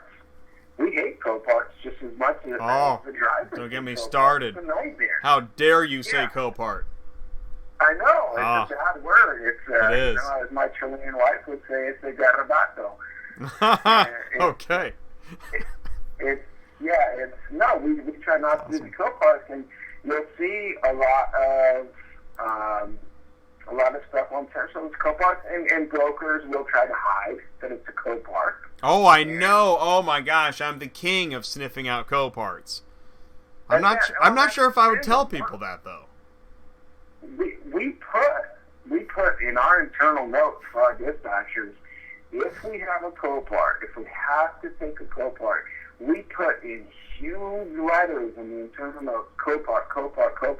Yeah. So when the carrier calls, we can tell them this is a Copart. Straight up. Obviously, we have to move it. You should have a big red splat. So. There's a lot of words we could use to describe Copart. So, all right. So if you're a carrier and you want to contact, you've got dispatch@moveauto.com. And there's also, you could call in the dispatch line. Your dispatch line is the 650-777. Your dispatch line, it's actually, okay, so these are for customers. Here's the dispatch line. 650-443-2020. If you're a carrier and you want to know more, and I encourage, somebody should call. Somebody should prove us correct that you are looking for good carriers. Always, like you said, you can always use good carriers. And that's what's interesting about the industry, this ecosystem. In the carrier side, I'm not sure about the broker side, and maybe Melissa can shed some light on that. But on the carrier side, it seems like there's a new one every day and one leaving pretty much every day. It's a constant. Right, and that's why on the broker side, I don't want to, I don't want to speak ill of anybody starting out, because carriers start out all the time, it's just brokers. Yeah. But one of the things to look at is for a broker especially, because it can be, it's unregulated. One thing to look at is how long have they been in business, what is their rating on Central, how many ratings do they have? Yeah. Simple due diligence.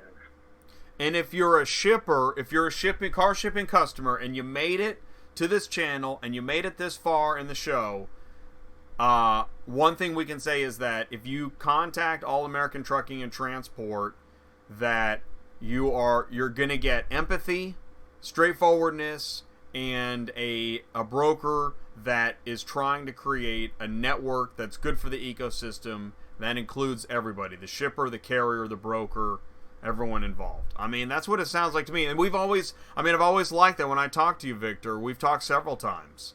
I consider you on my short list of brokers that I would just straight up call and see if you can help me solve a problem. Yeah, I think that I appreciate that. I think, which I've actually done. You know that. I contacted you on a weekend. And that's what we're talking about. And if you're a broker and you want to be on my short list, contact me, because I want to add you to the list. Just like you said it. You're always looking for more good carriers. I'm always looking for more good brokers. That's part of what this show is about.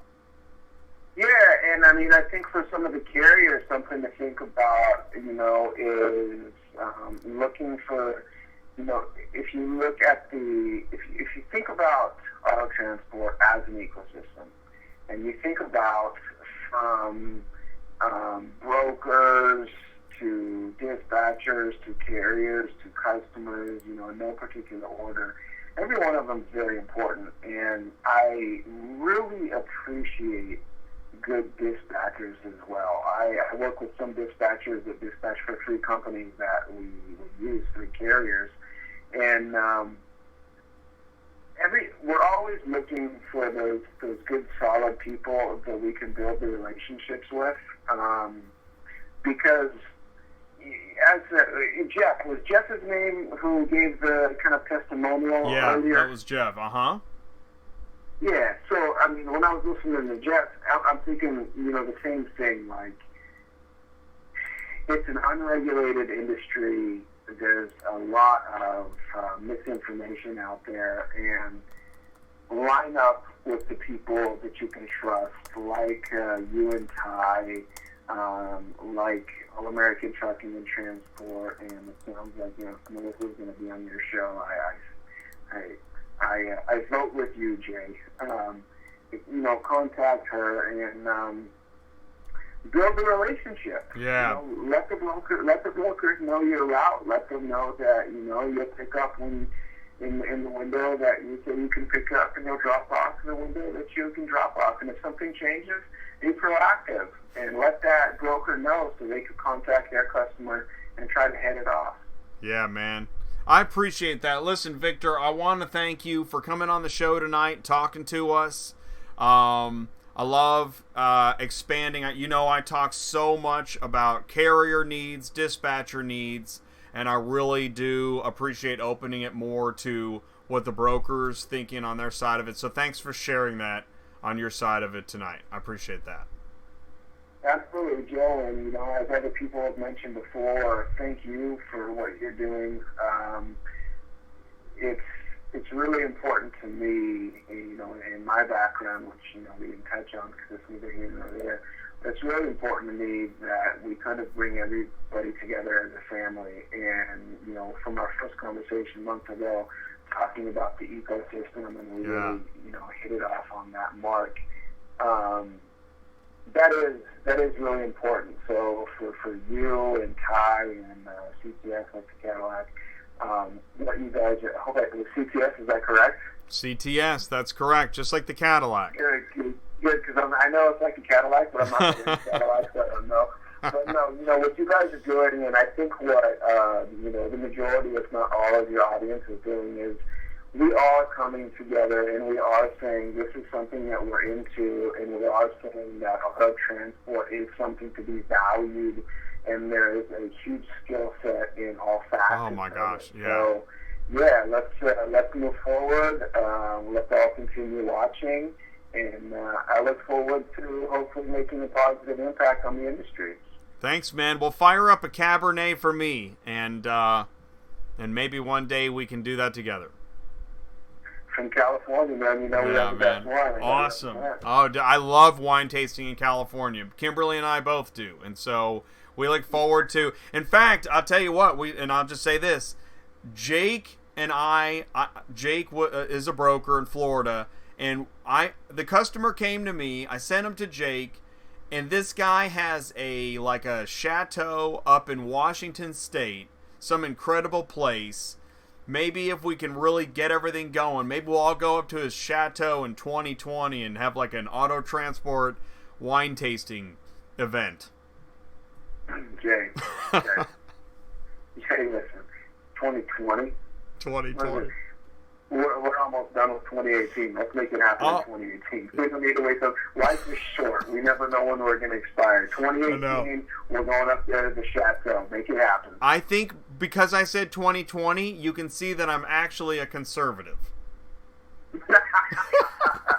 Hey, listen, you've made it through this show and how many others without being political. You just Isn't it amazing? You just ruined the streak. I know. Oh, dang it. No, because most people probably think I'm a lib, so that's fine. All right, Jay, you take it easy. Everybody in the audience, thank you very much for listening. All right, cool, man. Thanks so much. And yeah, absolutely, man. We'll be in touch. All right, thanks, man. All right. All right, see ya. Oh, no, that's the thing. I'm telling you, I'm going to keep you guessing. No one's ever going to figure out which political party, if any. Oh, hold my nose. Oh, my goodness. Okay, so let's do this, guys. I need your help. All right, so here's what I got to do. Melissa is next, and so what I need to do is crank up the video meeting. Okay. And then we're gonna do let's open that. Let's do wait a minute. Let's do this. Yeah, it's more complicated to do the video meeting, but I think it's worth it for like when you watch TV, right? Oh, see, look, that's all crazy. What's he doing, honey? Where'd he go? Oh man, that's crazy. Look at it's getting even crazier. All right, so but what I'm doing is there we go. Oh, there we go. Whew! Man, he saved us. All right, so it's still a little nutty. Let's try. Okay, let's do that. Now let's go to that. This is a complicated process, but it's okay. And we're live too, and I gotta and I get introduced, and our next guest. Okay, it's better. I sound funny. Okay, all right. So, let's see here. All right. So anyway, this is where Rodney Dangerfield comes out. Hey, forget about it. Telling the jokes and straightening his tie and keeps everybody warmed up while the technical difficulties are worked out. Let me go ahead and throw it onto full screen. Now the screens, okay, so here's what's happened. Melissa has been invited into the Zoom meeting. I'm using zoom.us technology, and there's Melissa. She's now in the room. Okay, and I got Kimberly monitoring the end of the stream to make sure that our audio's good. So welcome to the show, Melissa. Thank you. Thank you for hanging on. Hey, thanks for hanging on and joining us and participating in the live chat. Yeah. Also, I'm going to do this. I think I can do this. Whoa. Okay, now do this. So many things to do. So much consternation. Okay. Now, let me make sure this is good. C92, that is the same. Okay. Can you hear me okay? Yeah. Okay. And Kimberly, are we good on the end of the stream? Is the sound okay? I have a feeling that we're okay. And the reason, guys, I'm taking so much care is that last time we did a Zoom meeting, and actually a few episodes ago, Melissa came on the show and we did a Zoom meeting. I screwed up the audio, and I don't want that to happen again because brokering is too important for screwed up audio.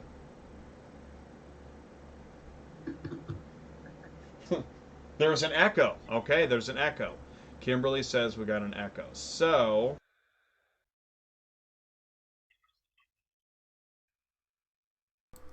is there still an echo? Let's try. Let's try. Let me do this. Okay, so. That's frustrating. Oh, okay, let me ask you this. Melissa, do you have the sound turned off on the show? Yes. Okay. All right. And there's still an echo, Kimberly? You know, they don't have this problem on Fox News. But they did in the early days. Somebody technical had to get in the wires and they're, how's it now, Larry? It's not okay, so there's no echo. All right. So let's go ahead and talk a little bit and then we'll see if we need to restart the Zoom meeting. Let's see what happens, okay? Yeah. All right. So, Melissa, will you please tell us who you are and what you do? We're a broker. Our company is High-End Transport. We've been around since 2006. And we used to have trucks. We had a trucking division, but we don't have a trucking division anymore. Not since 2011. And that's it. Okay, all right. All right, so, you are also a broker. And I know we talked a lot to Victor, and we talked a lot about brokering, and there's been a lot of conversations back and forth, questions in the live chat. Yeah, there's a few things that I wanted to talk about that I definitely dive right in. So the first one was the damage. Who's responsible? I think it sounded almost like a shipper was asking that question, a customer, more than somebody in the industry.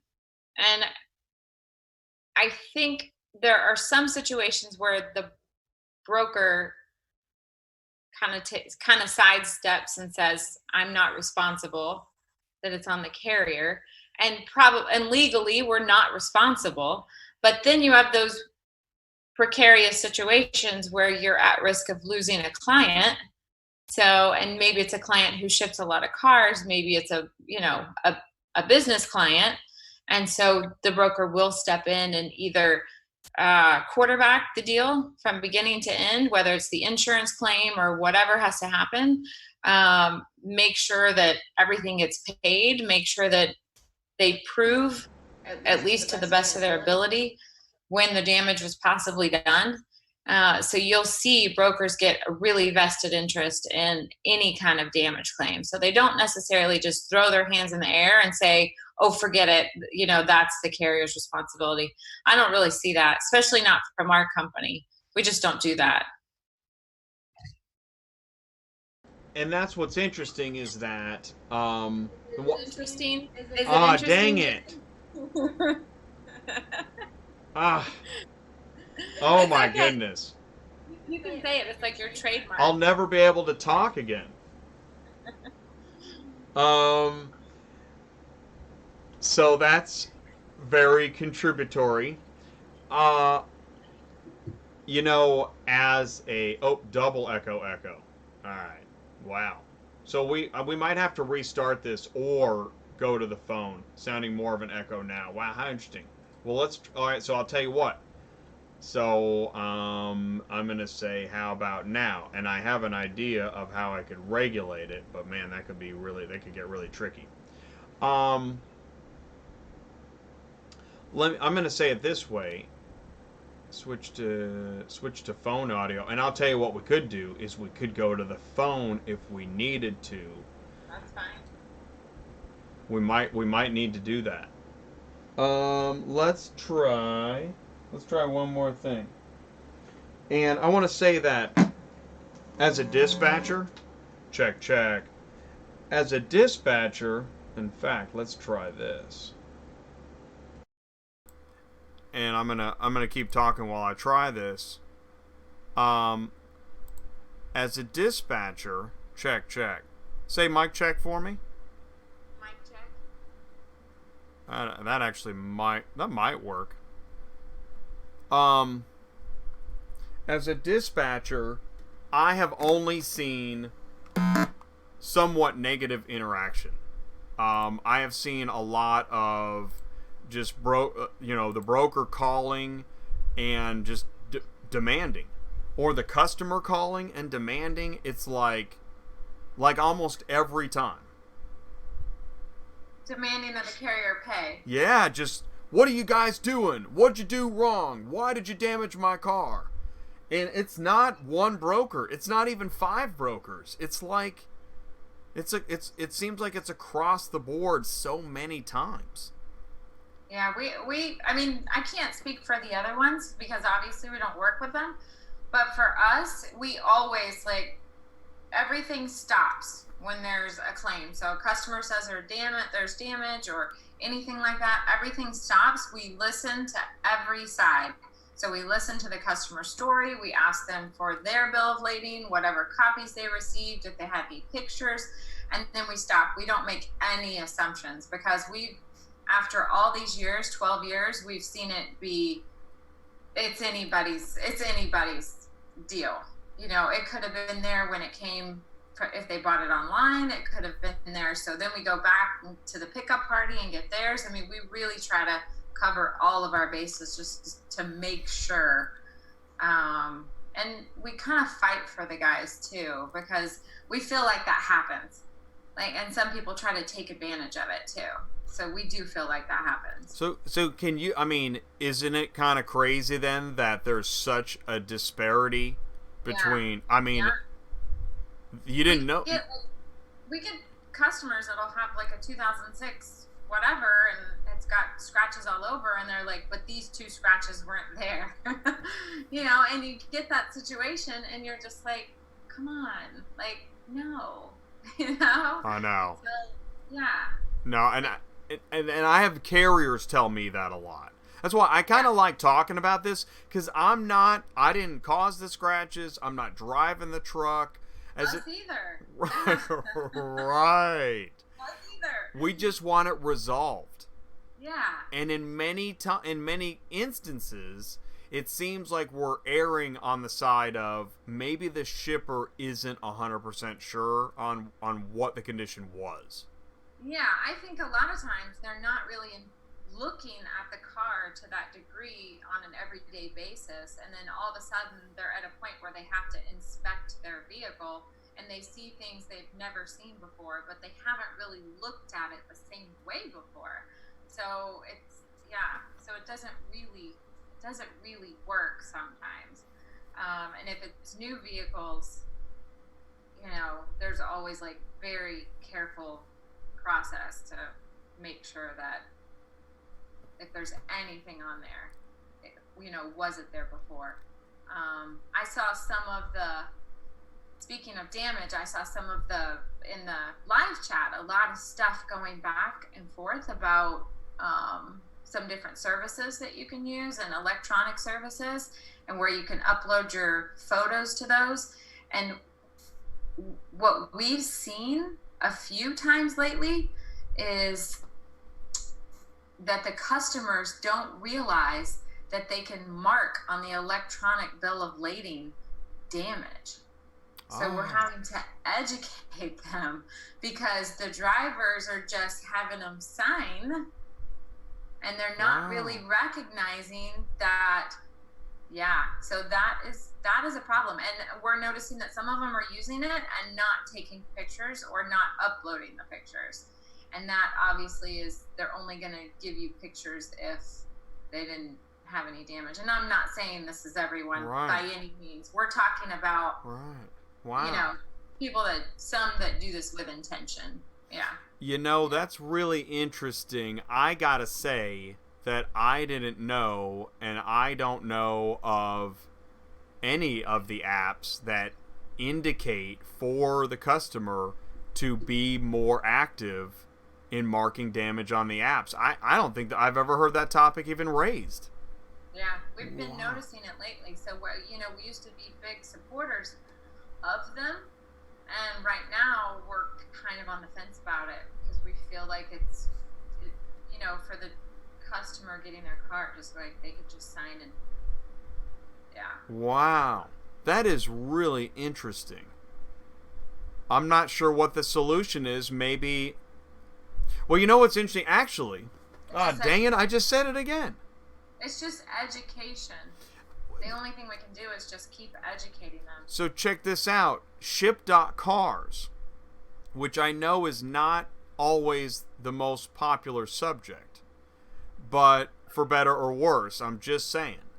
But ship.cars product, they actually, as you go through the process, after the driver marks the damages, there's a screen that says to the driver, please hand the device to the shipper. And now the shipper is going to hold the device and be directed to follow through on their portion. And I like that because it's, as we're talking about, it's education of how to better participate in the process. But can the driver just do that themselves? Well, sure, why not? Hey, lady, it's good to go. Meanwhile, he's like, what's it? There's always a way, right? There's always a way. Always a way, like, to cheat the system. And you're never going to, you're never going to be able to fix it all. But the only thing you can do is just start telling them if it's electronic, like, they really have to make sure that they ask them, hey, there's a mark on this car, or there's the windshield smashed, or whatever it is. Take a picture yourself and ask them, how do I mark it on here? Right. Well, and luckily, I think it's the photo aspect of the app that really helps increase the usefulness of the technology. Because before, you could take some pictures, but you couldn't really attach them to the bill of lading. Right. You as a broker, you must like that, right? That it's all in one place. Oh, absolutely. But they have to actually take the pictures. And do you see a lot of carriers not taking? Yes. That's kind of weird, right? No. Why don't they do that? Why don't they take photos? They may take their own photos and not put them on there. I don't know. Maybe some of the carriers, if they're on here, they can answer that question. Rather than me guessing. I wonder if Ziggy. I bet you Ziggy, because Ziggy's in here. What's cool is we got some actually. There's folks in the live chat right now that I think, guys, I want to thank you guys for sticking around, and yeah, you know what, Ziggy, if you want to join in by the phone, since I don't have the phone going, feel free to email me, and I'll call you. Actually, you know what? I think I got your number right here. We could bring Ziggy in on this call. That's actually a great idea. I'm really glad that Ziggy, I appreciate you saying that. Let me see. Ziggy, where's your phone number at? Has it been a while since we talked? Let's see here. You may not be on this list. I can't find it. Hey, Ziggy, will you email me your phone number? autotransportintel@gmail.com. I guess you could Facebook me. It's harder for me to log into Facebook because I would like to include you in on the conversation. I just don't have your phone number in front of me at the moment. But as far as talking about properly using the app to really, you're doing, that's why I don't understand why a carrier wouldn't take the photos, because it helps the carrier greatly. I'm trying to think. Unless they actually have damage. So let's say they actually damage the vehicle in transport. Well, then you wouldn't want to. Yeah, Pictures. But wouldn't that damage come out anyways? In the bill of lading, right? And the shipper's gonna know. I think that's why, as a dispatcher, when I hear about a damage claim, Unfortunately, my knee-jerk reaction is, something happened during transport. Well, if you watch Ziggy's Facebook page and you see the car haulers taking pictures of other car haulers with chains dragging on the things, or the cars loaded backwards and the convertible top is like pulled backwards. It is. Then yeah, you're like, oh, that's how that happens. It's true. You know what? It's really funny how much car haulers tattle on other car haulers. Well, and they try to help them. Well, not all the time. Sometimes it's just... Sometimes they try to wave them down and tell them, hey, your door's open backwards. But, Here we go. Here's Ziggy. Here's Ziggy. Hey, Ziggy. Sorry about that. I couldn't find your email. Alright, so I got you on the phone, Ziggy. Alright. And what I'm going to do, hang on one second. This is what, in Hollywood, they call this repatching. When you move a cable. I just Whatever makes you happy. I just repatched. Oh, it makes me very happy. So, Ziggy, Melissa, can you guys hear each other? Yeah, I can hear him. I can hear you. I didn't hear her speak. Okay. So yeah, so that, because I don't have another set of, okay. So I'm gonna run interference because Ziggy can hear Melissa, and I'm sorry, Melissa can hear Ziggy, but Ziggy can't hear Melissa because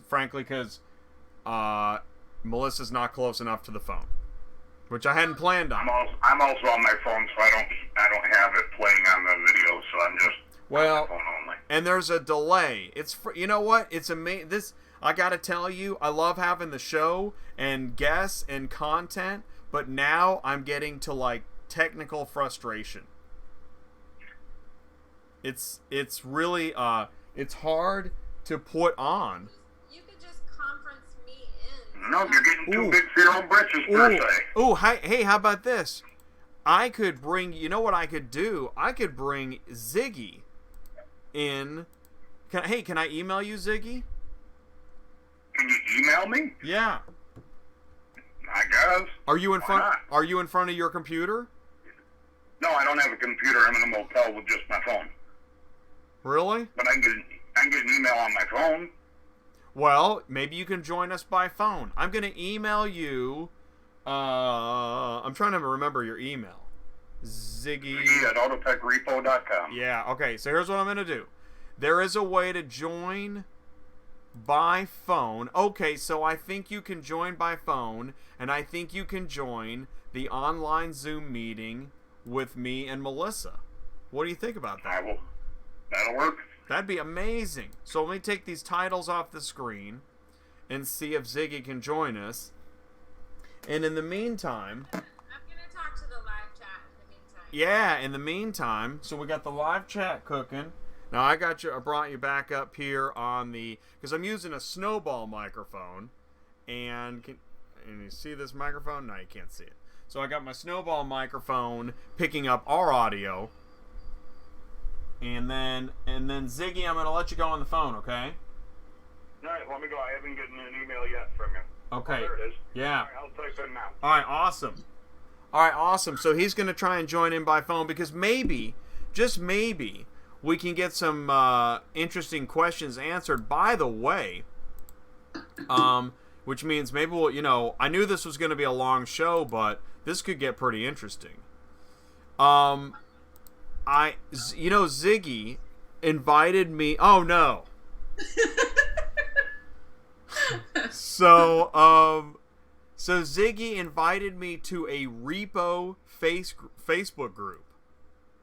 And he's got a buddy named Anthony. And Anthony invited me into the Repo Hub. Because, I don't have it here. Oh, he's here. Ziggy's here. He's here. Wow. So, all right. So now I'm trying to get the audio levels right. Ziggy, I was just talking about how you invited me to a Repo group. And I mean, I got the Auto Transport Intel Repo Hammer and everything. And I'm reading, this is mind-blowing. I'm reading in the Repo group that a lot of the repo agencies, like, feel about car haulers the way I feel about repo agencies. Yep. Like, I told you that when we first started chatting. like, oh my gosh. Ziggy's got that loud voice, says somebody. Yeah, so it's sorry about that. No, listen, and I have a loud voice too, and the phone I can't see, and I don't think I can moderate the levels of the different the technology has reached its limit here at Auto Transport Intel, and I don't know what to do about it. I'm still working on it. I need like a proper studio, but yeah, the more I learn about the different parts of the ecosystem, the more I realize I have no idea how we're going to figure all this stuff out. Yeah, there's challenges with the repo. I'm sorry, go ahead, Melissa. No, I was just saying we're going to figure it out on this show. The more transparency and the more talking, if everyone just talks about it, then we can figure it out. And you can have empathy and you can have some sort of respect. And you know that everyone's just not evil and trying to do everybody else dirty. I agree with you. I think that a lot of the problems with the repo industry and the transporters is for years I was a repossessor, so I have a lot of firsthand knowledge. We have our rules for security purposes. We were a complete 100% lockdown armed facility for the safety of our people inside. We've dealt with everything from armed people trying to shoot their way out with their cars to everything else. We have to be fully secured. Repo companies want 24 hours advance notice so they know who's in and out of their lot. They want the hour call out so they can try to have it ready. They don't always honor that hour out per se. You show up and you still wait sometimes, but a lot of the struggles they're running into right now is with the bigger brokers just assigning it to whoever takes it off the board. Nobody knows the particular rules of each repossession yard. So they're showing up out of the clear blue with no appointment and just creating utter chaos for those people. And that's a lot of their difficulties with the transporters. And that totally makes sense. And I think part of what frustrates me as a dispatcher looking at a load board is over time I have less and less time from when I book a load from when it needs to be picked up. It used to be Ready Auto, cars arrive. I had like almost a week. I could book on a Monday, I could book a car for pickup that following Friday or Monday, which would allow me to make that 24-hour out appointment. But now, I've seen it's gotten terrible. Ready Auto, cars arrive. Ready Auto even more so. I've got like today and tomorrow to book it. And then once I find out it's repo, which I don't always know when I'm booking it, I kind of have to guess. I call the repo lot and they're like, well, you didn't give 24 hours. And you're like, oh my God, can anybody please help us with this problem? I believe that people can help, but because of the changes in Ready went from each auction dispatching their own to centralized dispatch. So by the time it gets to Ready, they confirm the car, they find a person to assign it to. It could be 2-3 days down the road if they have a 5-day turnaround window. Now you've only got 2 days to get the car delivered. And I deal with 600 to 800 repos a month going to auction. And we know specific repo yards, hours, dates of operation. Some repo yards are open 2 or 3 hours a week for transporters to come in. And it's hard to deal with all of that based on a once in a while going to a yard. Well, and it seems, once again, relationships and rapport rears its ugly head, because it would be helpful if it wasn't always just these random transporters, right? Maybe. Well, that's how the repo yards feel, because they have people come up with no appointment, start very aggressively saying, where's the car? Well, it's funny, and there's a few videos on Facebook or whatever of like, I saw a snapshot I guess a transporter broke into a repo yard on a Saturday to pick up his car. Oh my God.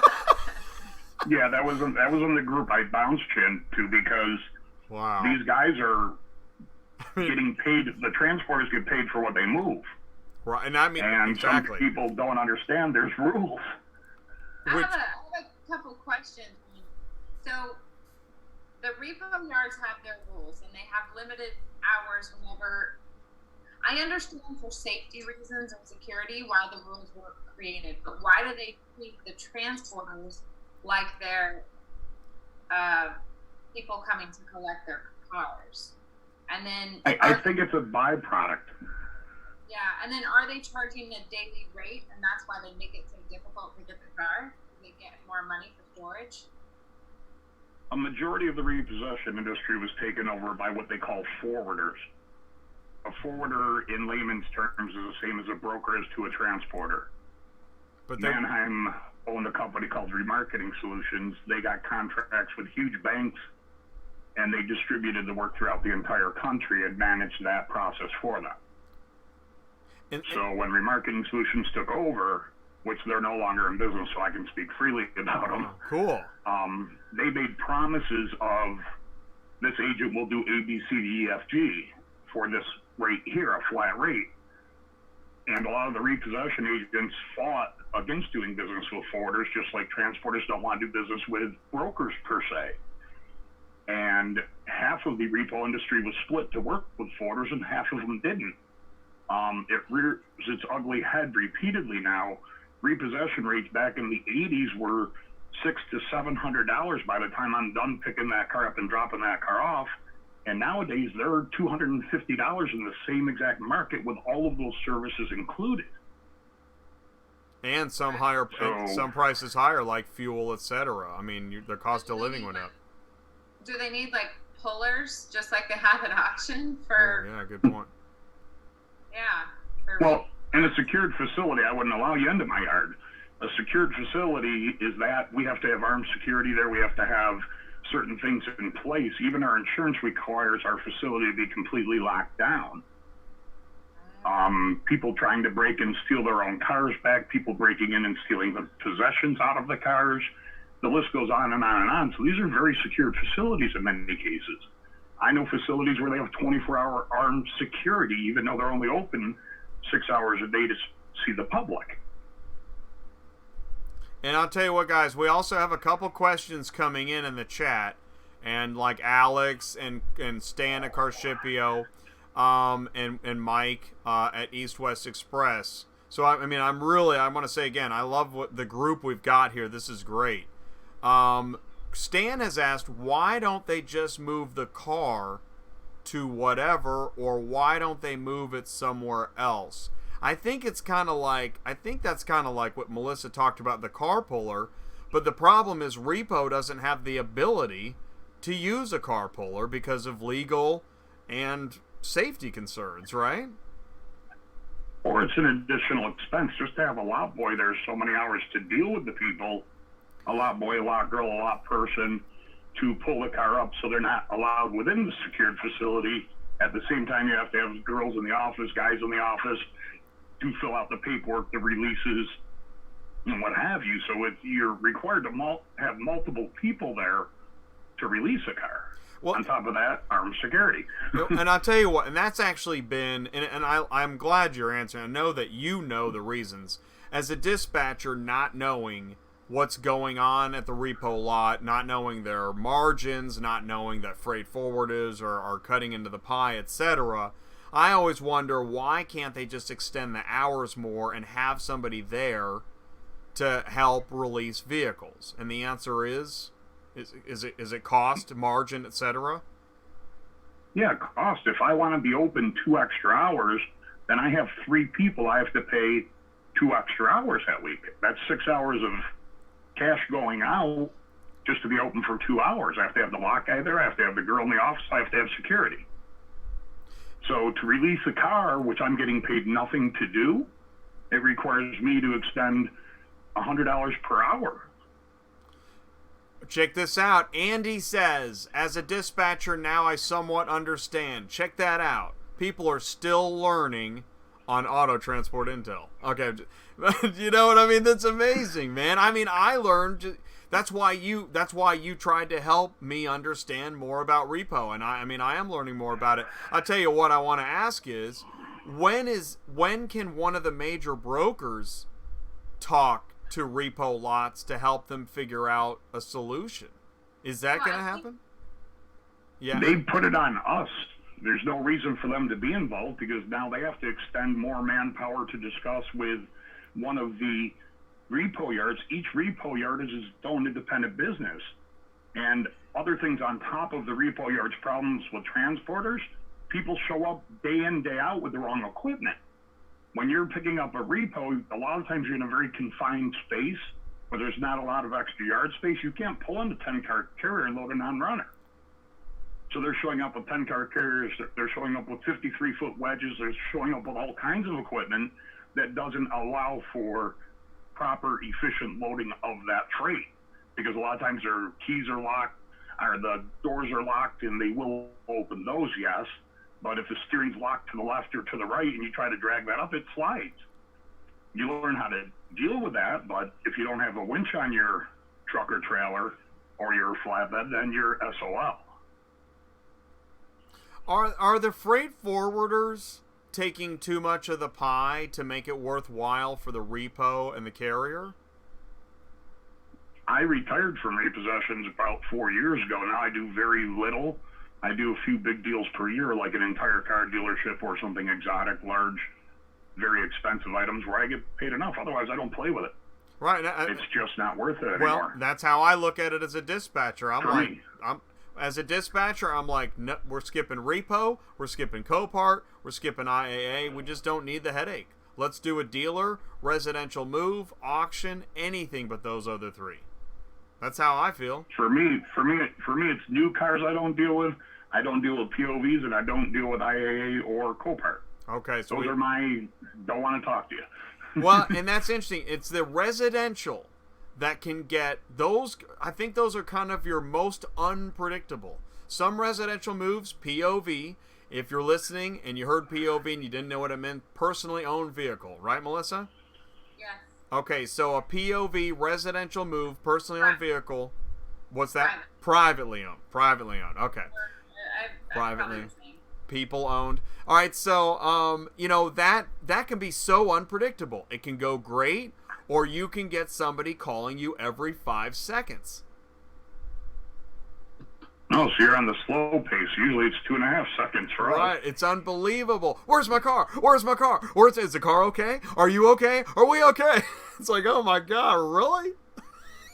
Well, the POVs for us, we've noticed that you pull into neighborhoods, before we go, we try to look them up in the past. When I did do a few here and there, can we fit a truck in there?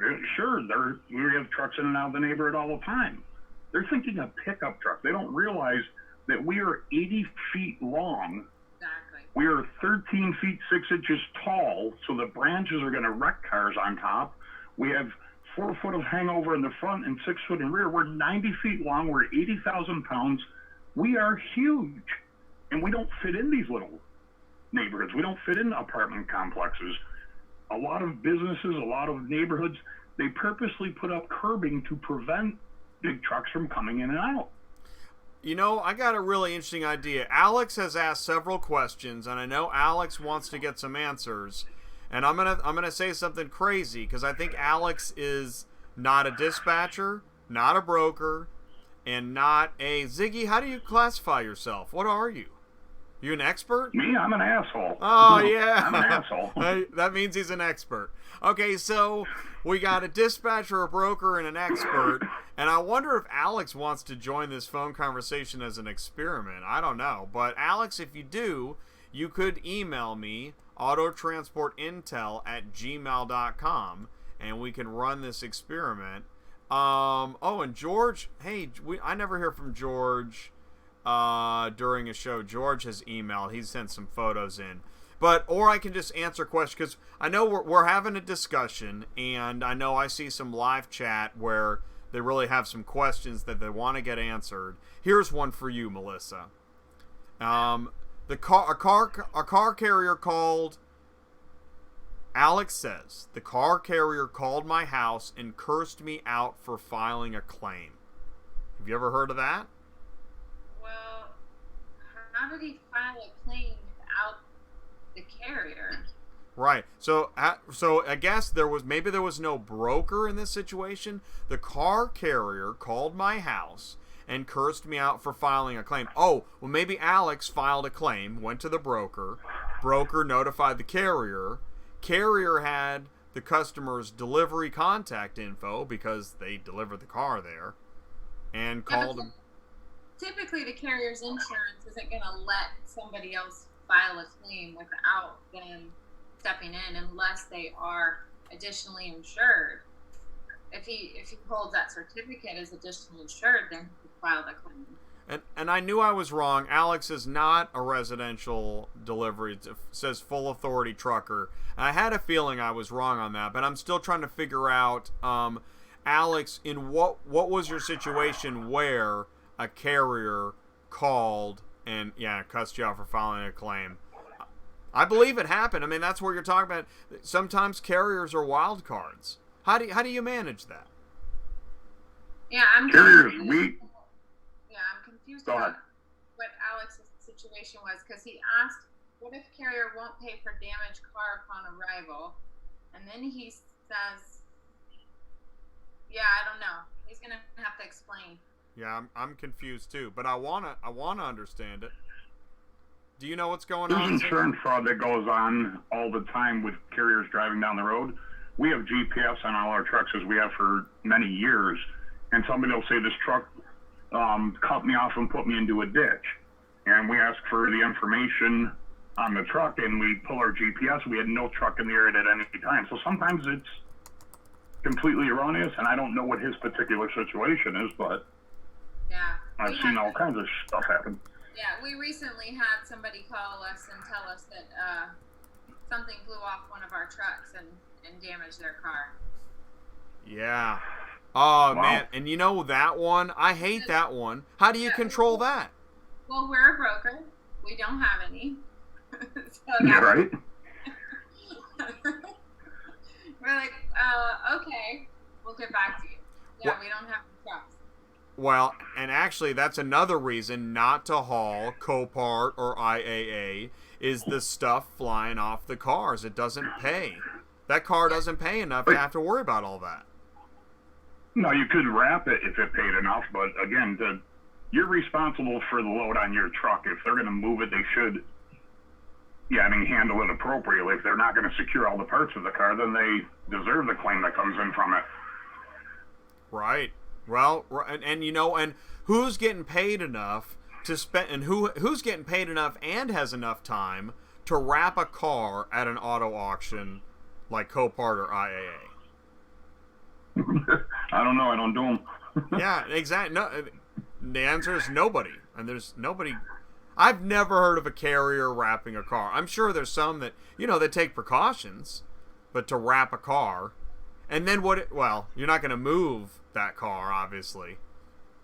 I heard of I had a carrier that had a hazmat because somebody had died in the car. Oh. Right. No, that happens regularly. Right. I knew Ziggy was going to say that. Oh, yeah. That's because he did Repo. Right. Oh. We're going to get your car no matter what it costs us, Oh, yeah, exactly. Oh, yeah, dead bodies? Oh, yeah, we do that. Just put it on the BOL. Yeah. Oh, yeah. So, all right, well, let's talk about, I know the damage was a really good topic. Repo's another good topic. What's another good topic that we could discuss? I mean, since we're here, I wanted to answer one of the questions from when you were talking to Victor. Brokers, on Central, when we're looking them up, and you're supposed to be able to look up loads under one broker. Do you remember that question? So please say it again. Okay. So you were saying that you were supposed to be able to pull up a broker and all the loads they have posted. Right. Thank you. We have the ability to turn that feature off. And it's interesting. Please tell us why. We turn the feature off because you'll have other people print out a list of all of your deals, and if they are businesses, call your customer. That's amazing. They know who you're doing business with. Golly, I mean, wow. What do you? I mean, how do you like those apples? Yeah, so that's why the brokers turn it off. And that makes sense. And that's how bad it's gotten. I mean, right? I mean, and actually, that's bad news for brokers. If that's how bad it's gotten, when carriers get frustrated with brokers, I mean, even brokers know that snakes have snakes in the garden. That wasn't necessary. There are guys that will move for a broker to find out who they do business with, so they can take that freight direct. Yeah. I don't think it's ethical. I think that's something that needs to be dealt with within the industry. Is how do we identify unethical brokers, unethical carriers, unethical dealers?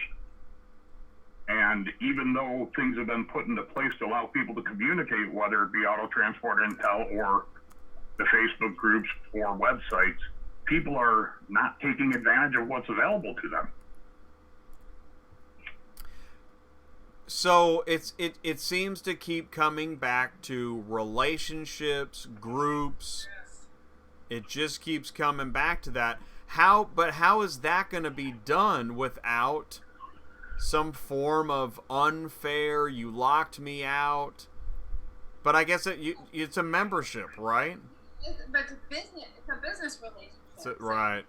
You have a relationship with your carriers, and they, just like we talked about many times before, the carriers have to consider brokers just like they consider a dealership or an auction, or they have to consider it the same. It's the same relationship. They have to build those relationships, and they have to make sure that they're getting those loads.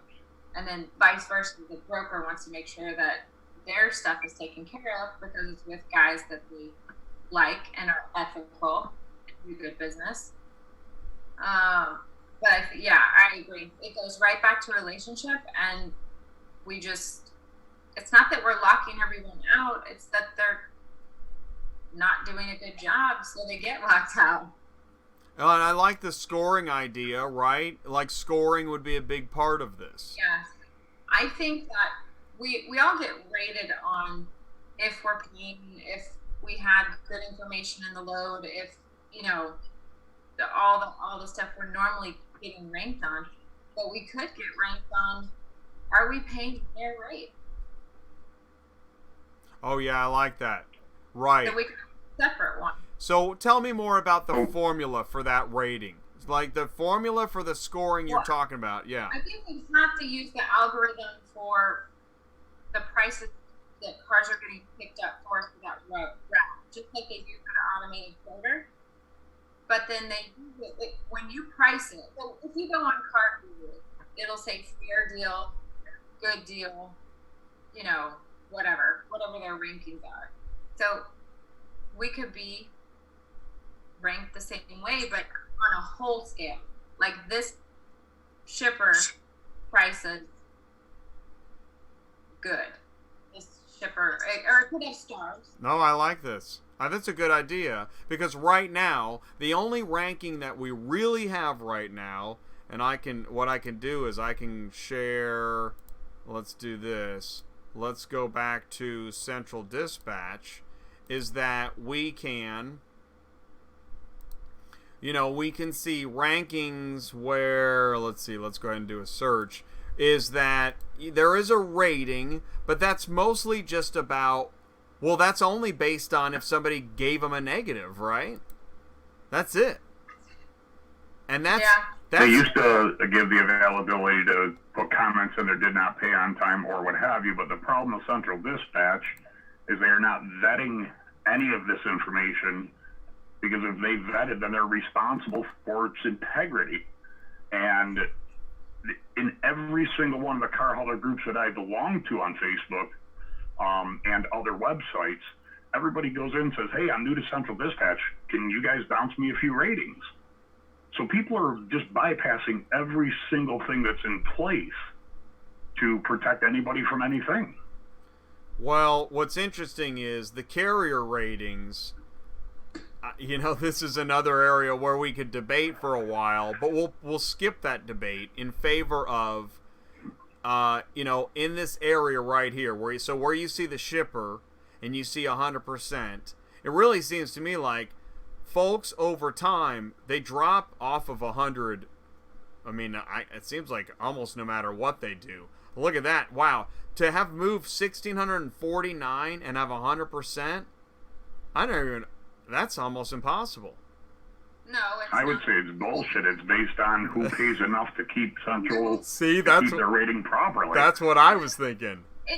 It's not, and it's hard to keep that number up. Like, we've done so much business, but we have to constantly get new ratings because the old ones drop off. So we're always just under 2,000 at 100%, and we're not paying for it for sure, and we're not doing anything that we shouldn't do. We definitely pay the drivers, but it's hard to keep that number up. It is. Well, no joke. Well, that's the thing is, I don't even know what my rating is. Look it up if you want. Well, I don't know if the technology can handle that, but I'll say this is that my guess, Melissa, is you work very hard to keep that rating up.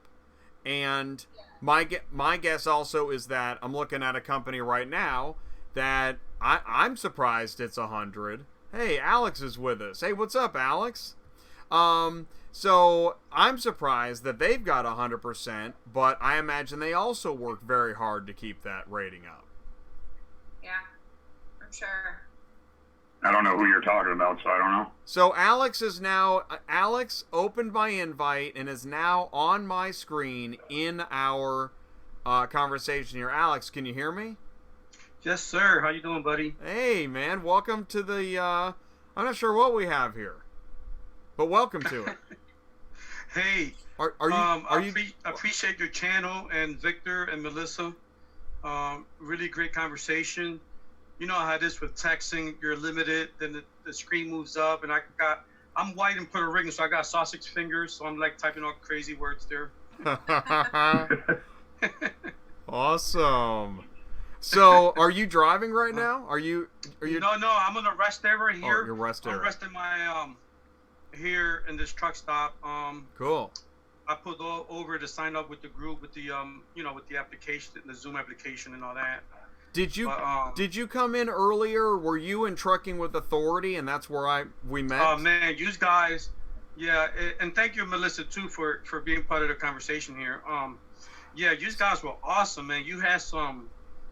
That's why I became your sub here. Wow. You had some really good questions. Like, this guy is smart. He's witty. He's an ex-veteran. He did 2 tours. Mr. Long, that's what I call him. Yeah.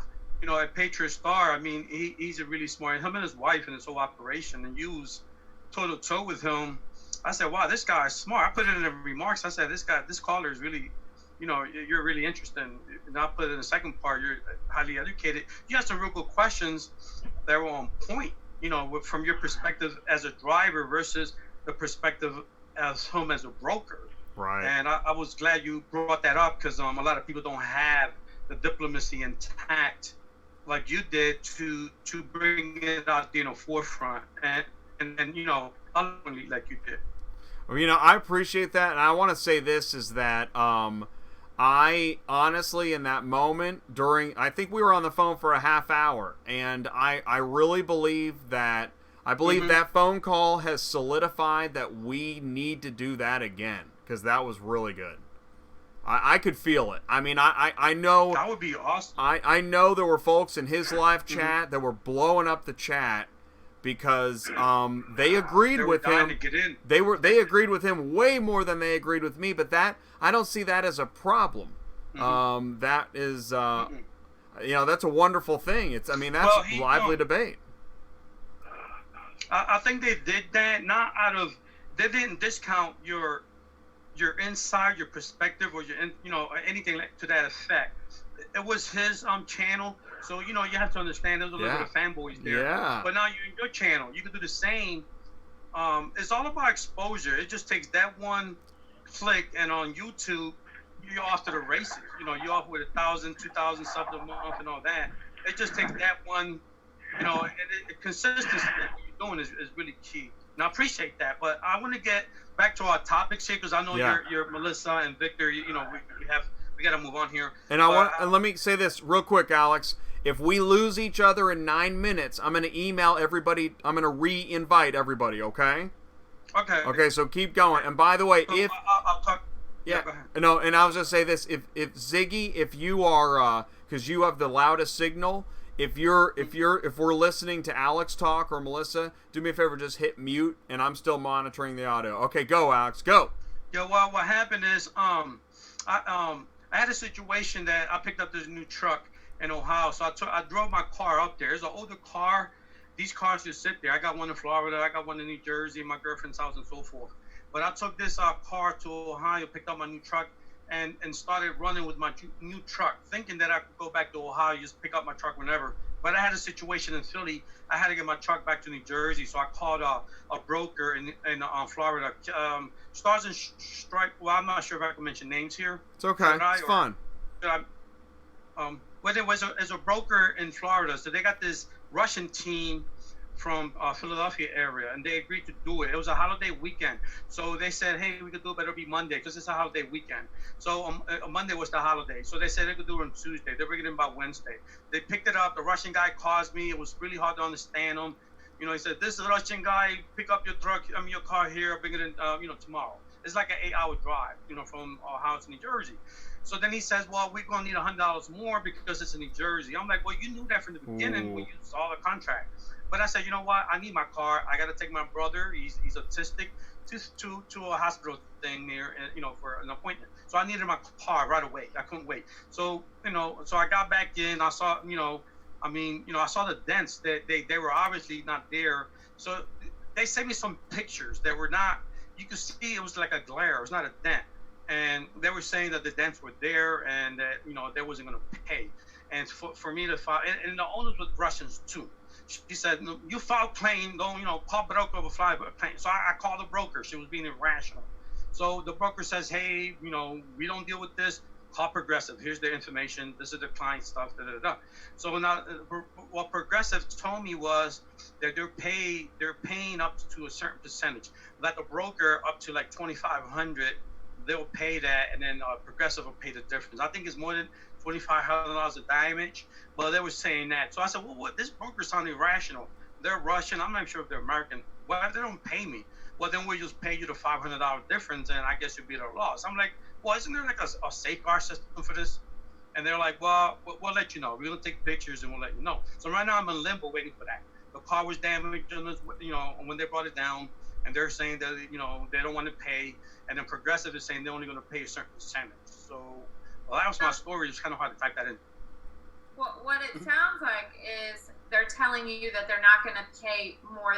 They're only going to pay after the deductible. So their deductible is probably $2,500.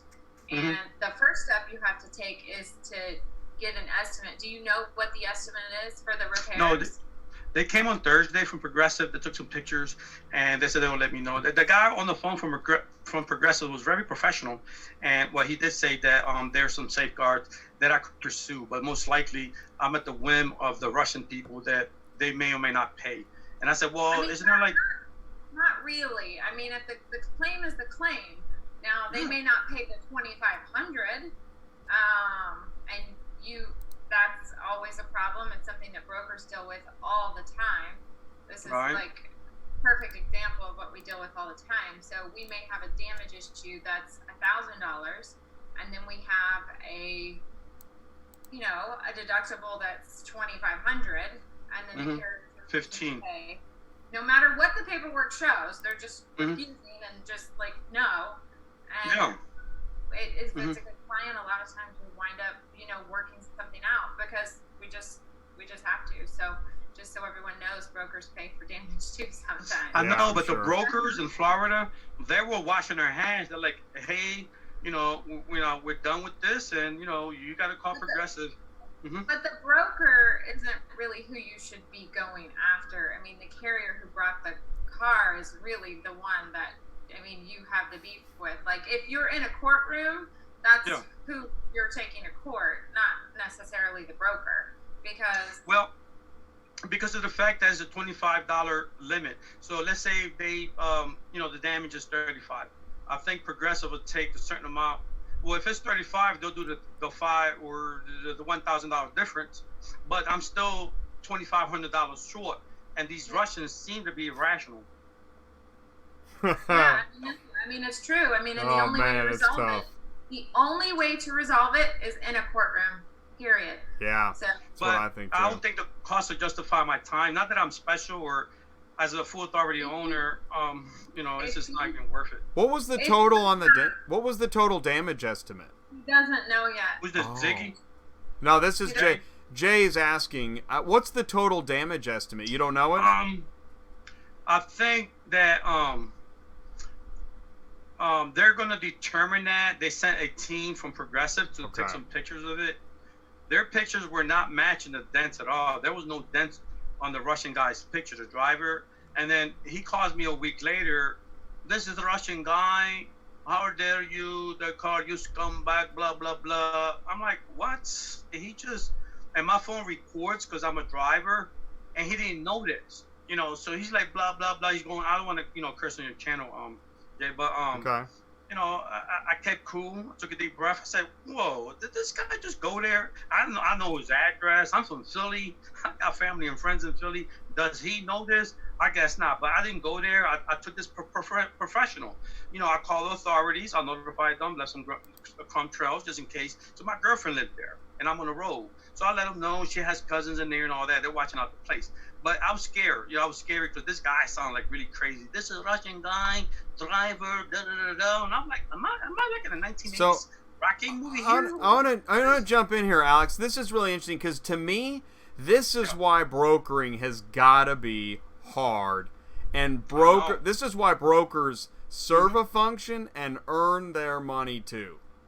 Because, man, to be the broker, Melissa, here you go.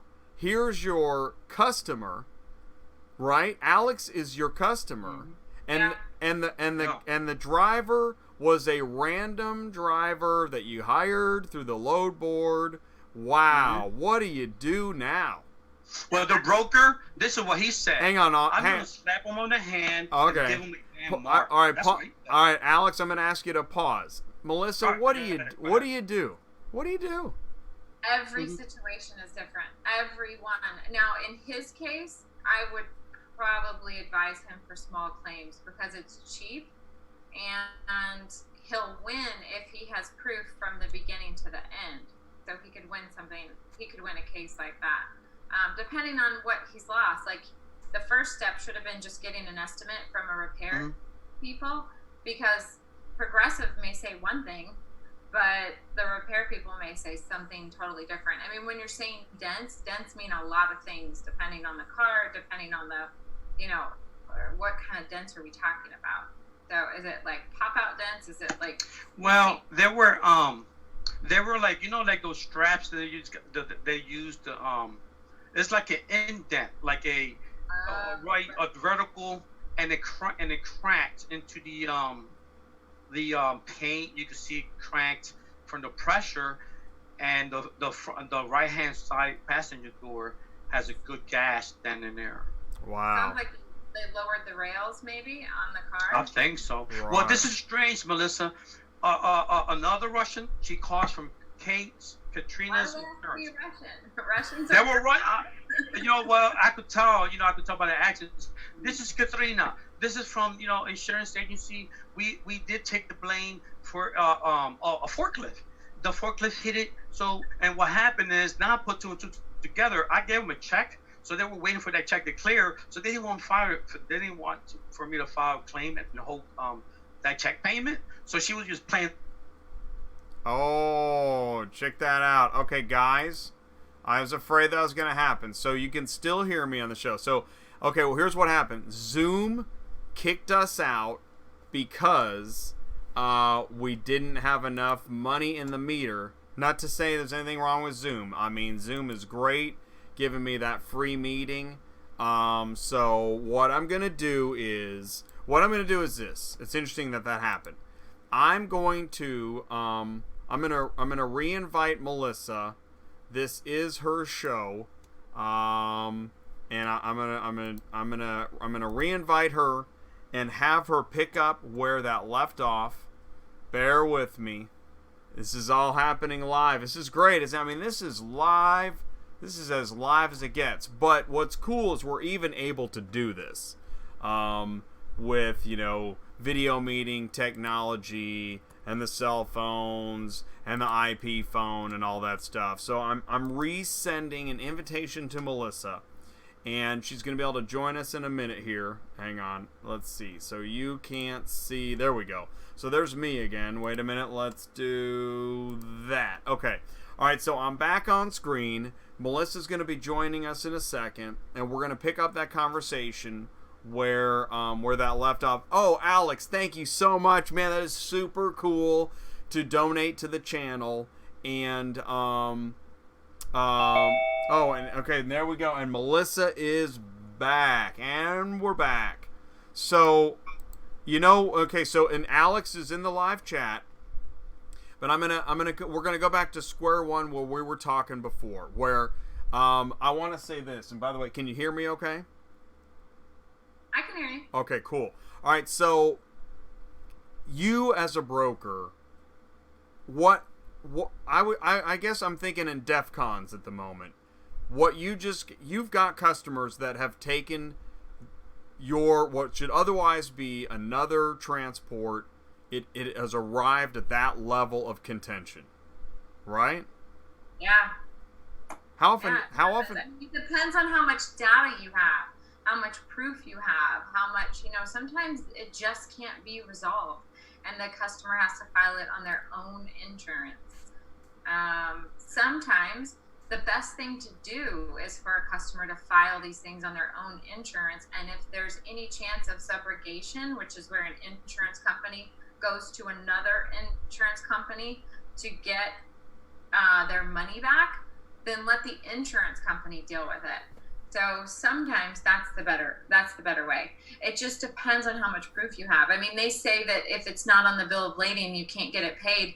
And that's not always true either. We've seen it happen where the bill of lading is signed, but the customer called right away, took pictures right away, and we sent it to the insurance company, and they said, no, this needs to be paid. So every situation is different. Every single one is handled individually. What's interesting, dang it, is that I'm thinking right now, this is a great opportunity for you as a business owner. And that was an assumption that you own the business, but to talk to future customers, given the things that can happen. Here we have this is a transport gone wrong. Like you just said, you just gave some advice on what to do with an insurance claim. What is some more advice that you give to... Making sure they actually note the stuff and really do the inspection. So it doesn't mean you have to go crazy and mark everything. That's not what we're looking for. We're just looking for, just do what you should do on the front end and what you should do on the back end. Get your copies of everything. And if you see something on the car, take a picture and call your broker immediately, because we can go through the steps and do what we have to do. That's the biggest thing, is that's where we see we see people who receive tons of cars not doing a proper inspection, and that's just crazy. It's just crazy. Well, and it's interesting. So, all right, you got a car shipper. They call you. They want to. This is a POV. They've decided that high-end transport is the right company to help them move their car. What is some initial advice you're going to give them before you even line up a transporter? For insurance, just to make sure that the process goes smooth. So we're going to tell them that they're going to have a bill of lading. Yeah. The bill of lading. So the driver's going to come and he's going to have a bill of lading either electronically or in triplicate. And triplicate, they're required to have it in triplicate. Okay, that's not like just something we made up. So the driver will give it to them. They're going to do a walk around on the car. They're not going to do the undercarriage or the interior or anything like that. It's just a visual inspection of the car. And then you need to mark anything that you see on that initial one. And then make sure when it goes to the end, when you're receiving your car, that everything looks the same. If there's something new, if there's major damage, of course, make sure you take a picture and call us right away. Sign the bill of lading, but note any damage that's on there. And also on the electronic one. So if it's electronic, you can also note the damage. And if you don't feel like you can note the damage, that there's an issue, then, you can always just take the pictures right away. They're always date stamped at that time, and then send them to us and call us, and we can resolve it. I know that sometimes drivers can be in a hurry and try to rush through that process, even when, damage or no damage or what have you. They're just in a hurry to get to their next, because some broker's calling them when they're to see when they're gonna deliver the next car. So, just taking the time to just do a good job. Because we're on our end making sure they have insurance. We're trying to make sure they have a reasonable deductible. For the most part, we catch them if it's something crazy, but they do slip through once in a while. But we try to do $1,000 to $2,500 for the deductible, so that it doesn't turn into a huge amount of money. And what if you're the customer, but you're only at one end of the transport? That's pretty common, right? You're either at pickup or you're at delivery. Yeah, but you're still gonna have. There's still gonna be a copy that was left or emailed to the person on the pickup side, and there's still gonna be a copy and an email to the person on the delivery side. So you're gonna have those. We can collect them from everybody, and everybody should keep them. Please right. keep them. Always keep, right, hang on to it, right? Yeah. What about if let's say if I'm shipping a car, I'm at the pickup side, the person at the delivery side has questions, can they contact you since I hired you as the broker? Absolutely. Yeah, we prefer it because, like I told you on the last one, and I know there's probably different people here, but we like to handle the transaction from beginning to end. So we don't just collect a deposit, mark it COD, and we've moved on to the next deal. That's just not how we do it. So we carry the deal all the way from beginning to end. And if there's a damage issue, we quarterback that issue to whatever the resolution is going to be. Even sometimes if there isn't one, we at least get to the point where, okay, there isn't one. This, there isn't anything we can do. This has to go on your own insurance, and then they can take it from there. So I think one of the biggest problems that shippers have, again, POV customers, is how do they figure out who's the right broker? Yeah, I don't know. Yeah, it's really hard to say because I'm sure there's a lot, I know Jake and all, I'm sure there's a lot of people just like us that really just try to do the right way. I'd be a little, I don't know.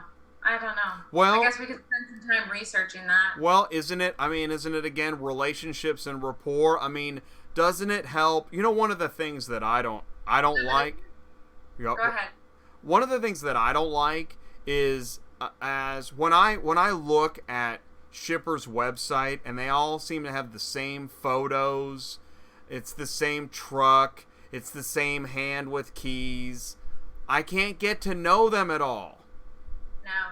No, it's the iStock photos. Oh gosh, the same. I see this. Everybody has them. Well, that's what but you have one right behind you on your screen. Yeah, but actually, I'm glad you said that. You know why? I thought about that. In fact, that's a popular one. Well, and that's why I used it. Because what I really wanted to do, and I stopped myself, I was gonna find like a little devil cutout and put it on the shoulder. but I stopped myself. But maybe I should still do that. I'm still in debate on whether to do that. But that's actually one of the reasons I chose that, is because it is a typical stock photo. So I'm really glad you said that. Yeah. And that's one of the problems. It's kind of like, I was watching a YouTube video earlier, and it was clearly VHS from the 70s, late 70s, early 80s, or whatever those years are that are applicable, and we know what that looks like. And will we reach a day where people go, oh yeah, that was the stock photo days of websites? Maybe. We might, because it's clearly a problem, because just like unhelpful data, we're seeing these carbon copy sites, and we know there's nothing really there. Yeah, that's true. Maybe that's why social media has taken off. I mean, I know that it is surprising. It's surprising to see major brands promoting that they're on Twitter and LinkedIn, and even I'm sure the executives are like, I can't believe we talk about YouTube. That's nuts. But yeah, no, I don't think so. Well, yeah, I think. Of course, I don't but think I think so. That is a way for customers to get more intimate, really, with the business, because they can post videos on their Instagram and their Facebook of them just being in the office. What their office looks like. What do they look like? Right. Well, Does that help? Honestly, I've had a lot more success with this channel than I kind of expected in some ways, because but it's really helping people see information, hear information from actual real people.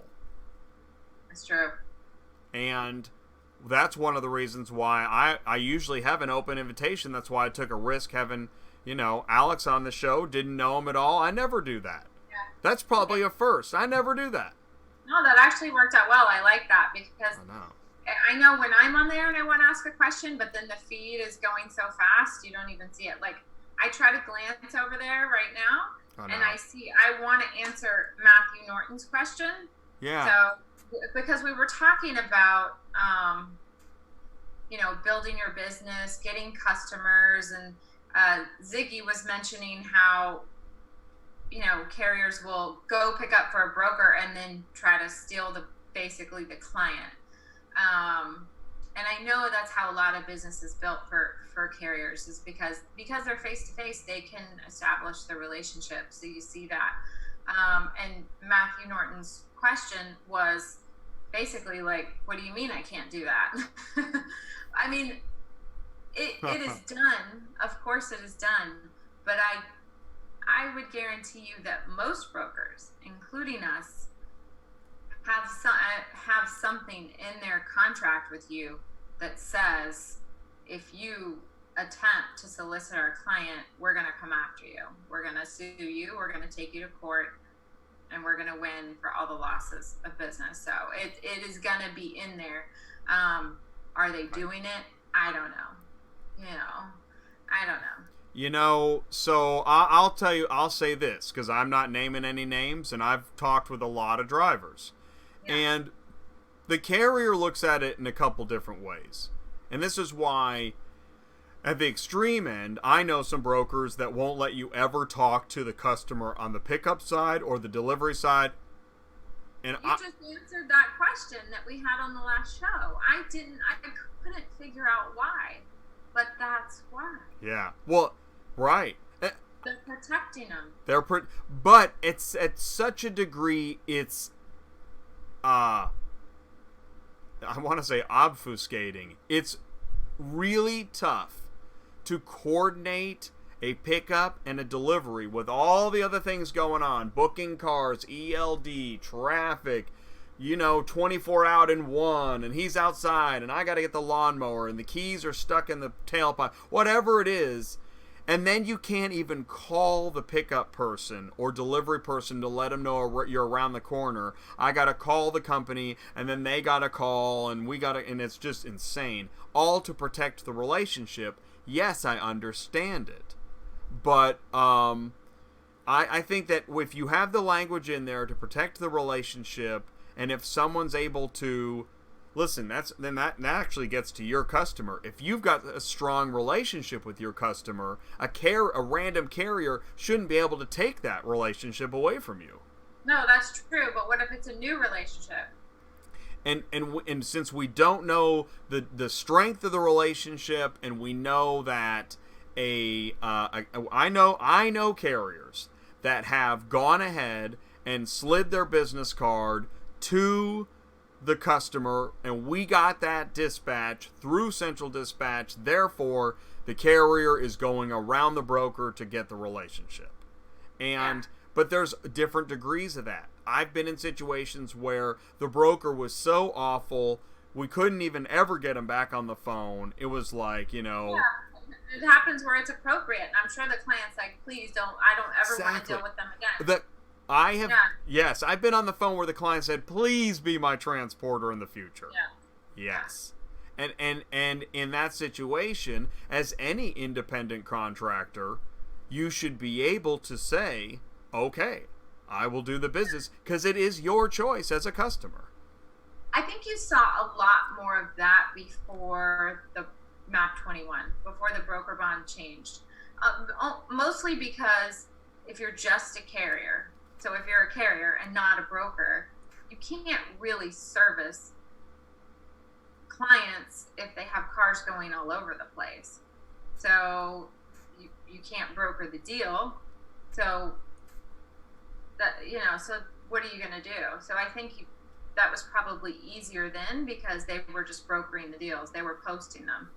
And having other carriers pick them up without anything, like none of the process that a broker goes through. That was 2013, pre 2013. So I think now it's harder. Like, you can go and try to get the client, but you may not be going all the ways that client needs, and well, that's right. Route all the time. So, and you can't broker. So, what are you gonna do? So, yeah, it's like, how can you really service them well?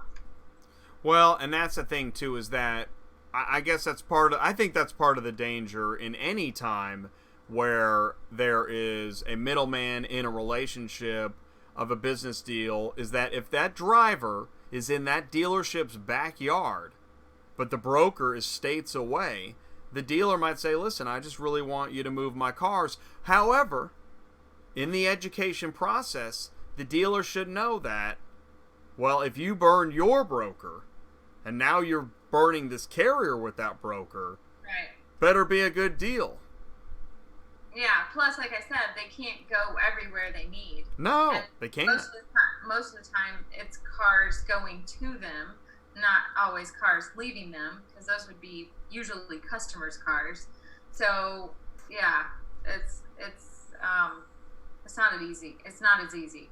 Well, and that's why I know that in the inception of my show, I was a dispatcher talking about two dispatchers and carriers. I wasn't really including brokers in the conversation, as I realized the depth of the ecosystem. We have to know what brokers are also dealing with, because there are so many cases where you need a broker in the equation. Yeah, you do, because you want to be able to get whatever, your cars everywhere, and you want the carriers to be completely qualified, not just from a load board. It just doesn't work like that. Well, I wanted to respond to cool. Silver Mint. Yeah. So they said, what if a shipper decides in the future to call a carrier directly? I mean, yeah, of course. So if a shipper's calling the carrier directly, I mean, nobody can really do anything about that. So it depends on your relationship with the broker. So if the carrier feels like, man, I got this shipper, I did business with this shipper because I went through high-end transport, and high-end transport gives me a lot of cars, so then you have to decide if it's worth it, if it's worth ruining your relationship with the broker that you're about to cut out of the deal. Then at the same time, can you really help them? Because if they're calling you, what are the odds that you're going to be going the exact way that they need? Ultimately, what I think I mean, has to be understood by everybody is if you cut the brokers out, then the carriers will also become brokers. Yeah, I mean, because nobody drives everywhere. Right. Yeah. Somebody has to do some brokering somewhere. Well, they can't. I mean, they can if they get a broker license, but I mean, they can't just for the deal. They would become brokers. It's a huge civil penalty ever since MAP 21, so it's $10,000 per time that you do it, and it's from the government and from whatever business wants to sue you. So I can share that another time. I'll share it on the thing. I'll send it to you. So I was talking to Stan about it with Carshipio because I was like, yeah, it's just that because it's pretty new, nobody's really wound up in a courtroom over it. But it'll happen. It's just a matter of time. Well, so why don't you, since we're talking on that topic, okay, what's the legal rule and the legal ramification? You're saying that if a carrier brokers a car, they're on thin ice? I'm saying that if a carrier, they're actually breaking the law, which it was always illegal, but there was never a penalty attached to it. So they attached a penalty to it in 2013 when MAP 21 passed, when the broker bond went up. The penalty is, I had sent the information to Stan actually too, he has it. So the penalty is one from the government, which is $10,000 per transaction that they did. And then the other one is basically the right for, let's say, me to sue the carrier and say, hey, you stole this business from us. Now, as far as I know, because I've talked to the attorneys at TIA, the Transportation Intermediaries, and he said he hasn't seen a case come through yet for it, but I do believe it's just a matter of time. Wow. So how would that come down that somebody broke the law? Like, it would have to be that I think the way that they would get through a damage claim? Yeah, it would be a bad accident. Right. That's how a lot of things come to light, right? Yeah.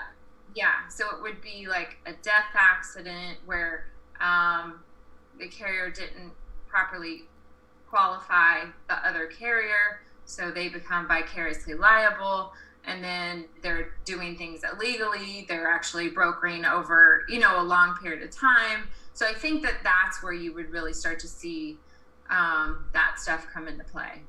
So this is good advice, if you're a carrier and you want to broker a load and if you don't have a broker's license, and you probably don't, get a broker. Yeah, get a broker, and you can become an agent for them. But I would advise, like I mentioned in the last show, let the broker price the deal. Let the broker price the deal. Yeah, let the broker price the deal. Why do you say that? Tell me more. Why do you say that? Well, because we talked about it last time. We feel like carriers price too cheap. It's okay. We'll repeat it. So, because you think carriers price too cheap, right? We feel like they, and we feel like we tried to do this program with them, and that's what made it the hardest, is their customers are used to paying really, really low rates. And I'm going to say this too. Isn't that one of the dangers of getting a customer that was already with somebody else, is that you're in danger of having to face a rate that's not as high as you wish it was, that you need it to be. And I'm gonna let you go in a second here, because I know we've reached our capacity. We're at over 3 hours, and I know I need to go as well. So let's do this. This has been a very interesting. Oh dang it! Experience. We just needed one more. Oh no, I can't do it. I'll probably do it though. But experimental. That was really cool, bringing in Ziggy, and then I liked how. I really, the intensity of what's happening in Alex's world is high, but that's real. And that is, I've actually gotten on phone calls. I'm just trying to coordinate the delivery of a vehicle. I say the same thing over and over. I'm calling from dispatch, from transport. I'm just calling ahead of a driver, and man, I'm on the phone for 20 minutes. And, yeah. you know, I'm like, I'm okay. I understand, and that sounds difficult and challenging, and the driver will be, because that's one of the dangers. And I imagine as a broker, one of the biggest pitfalls of being a broker, and again, where a broker earns their money, is the time, the education. Oh my gosh. The listening. And dealing with the damage. I mean, we're still dealing with the claims. We're still walking them through the process. We're still helping them get through that process. It's like there are, on a daily basis, we hear news stories, things happening, accidents, tragedies. Somewhere somebody's still dealing with that tragedy. Yeah. But not most everybody else. Most everybody else is gone for the day. So, all right. That's okay. Well, listen, Melissa, thank you so much. I'm going to let you go. Thanks for joining me tonight, and really appreciate your time and input. And if people have questions for you, can you be contacted? Yeah. Do you want me to put my email on there, or Yeah. is that a bad idea, or is that okay? I'm going to type it, okay? Okay. Because if you do, I think you get redacted. Okay. And I'm pretty sure at this point, the lead generator guys that I had in here, I'm pretty sure they're gone for now, but looking to have the next level in this ecosystem, I want some lead generators talking on the show. I think that'll be fascinating. So yeah. Hopefully we can get to that. All right. Well, Melissa, thank you so much. I shared your email. If you if you have further questions for Melissa, can they email you? Yeah, absolutely. Okay. Awesome. All right. Well, thank you so much for your time, and we'll be in touch. Bye. All right. See ya. All right, and I'm ending the meeting there, and okay, and I'm back over here, and okay. Oh, and let me do this. So let's do this. So much technical.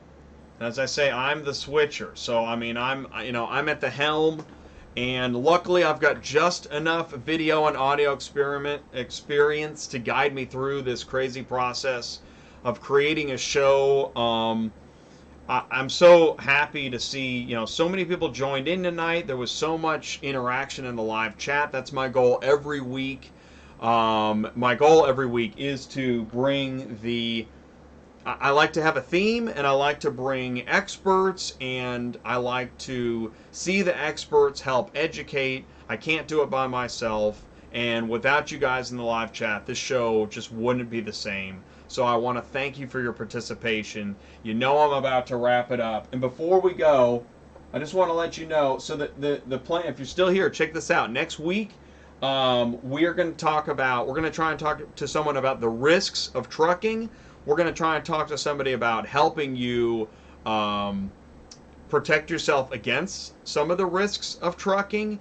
And then we're also going to bring on Mark from Trucking Answers, because we've got another episode of Mark of Trucking Answers. He is a freight hauler, and he knows a lot about hauling for freight.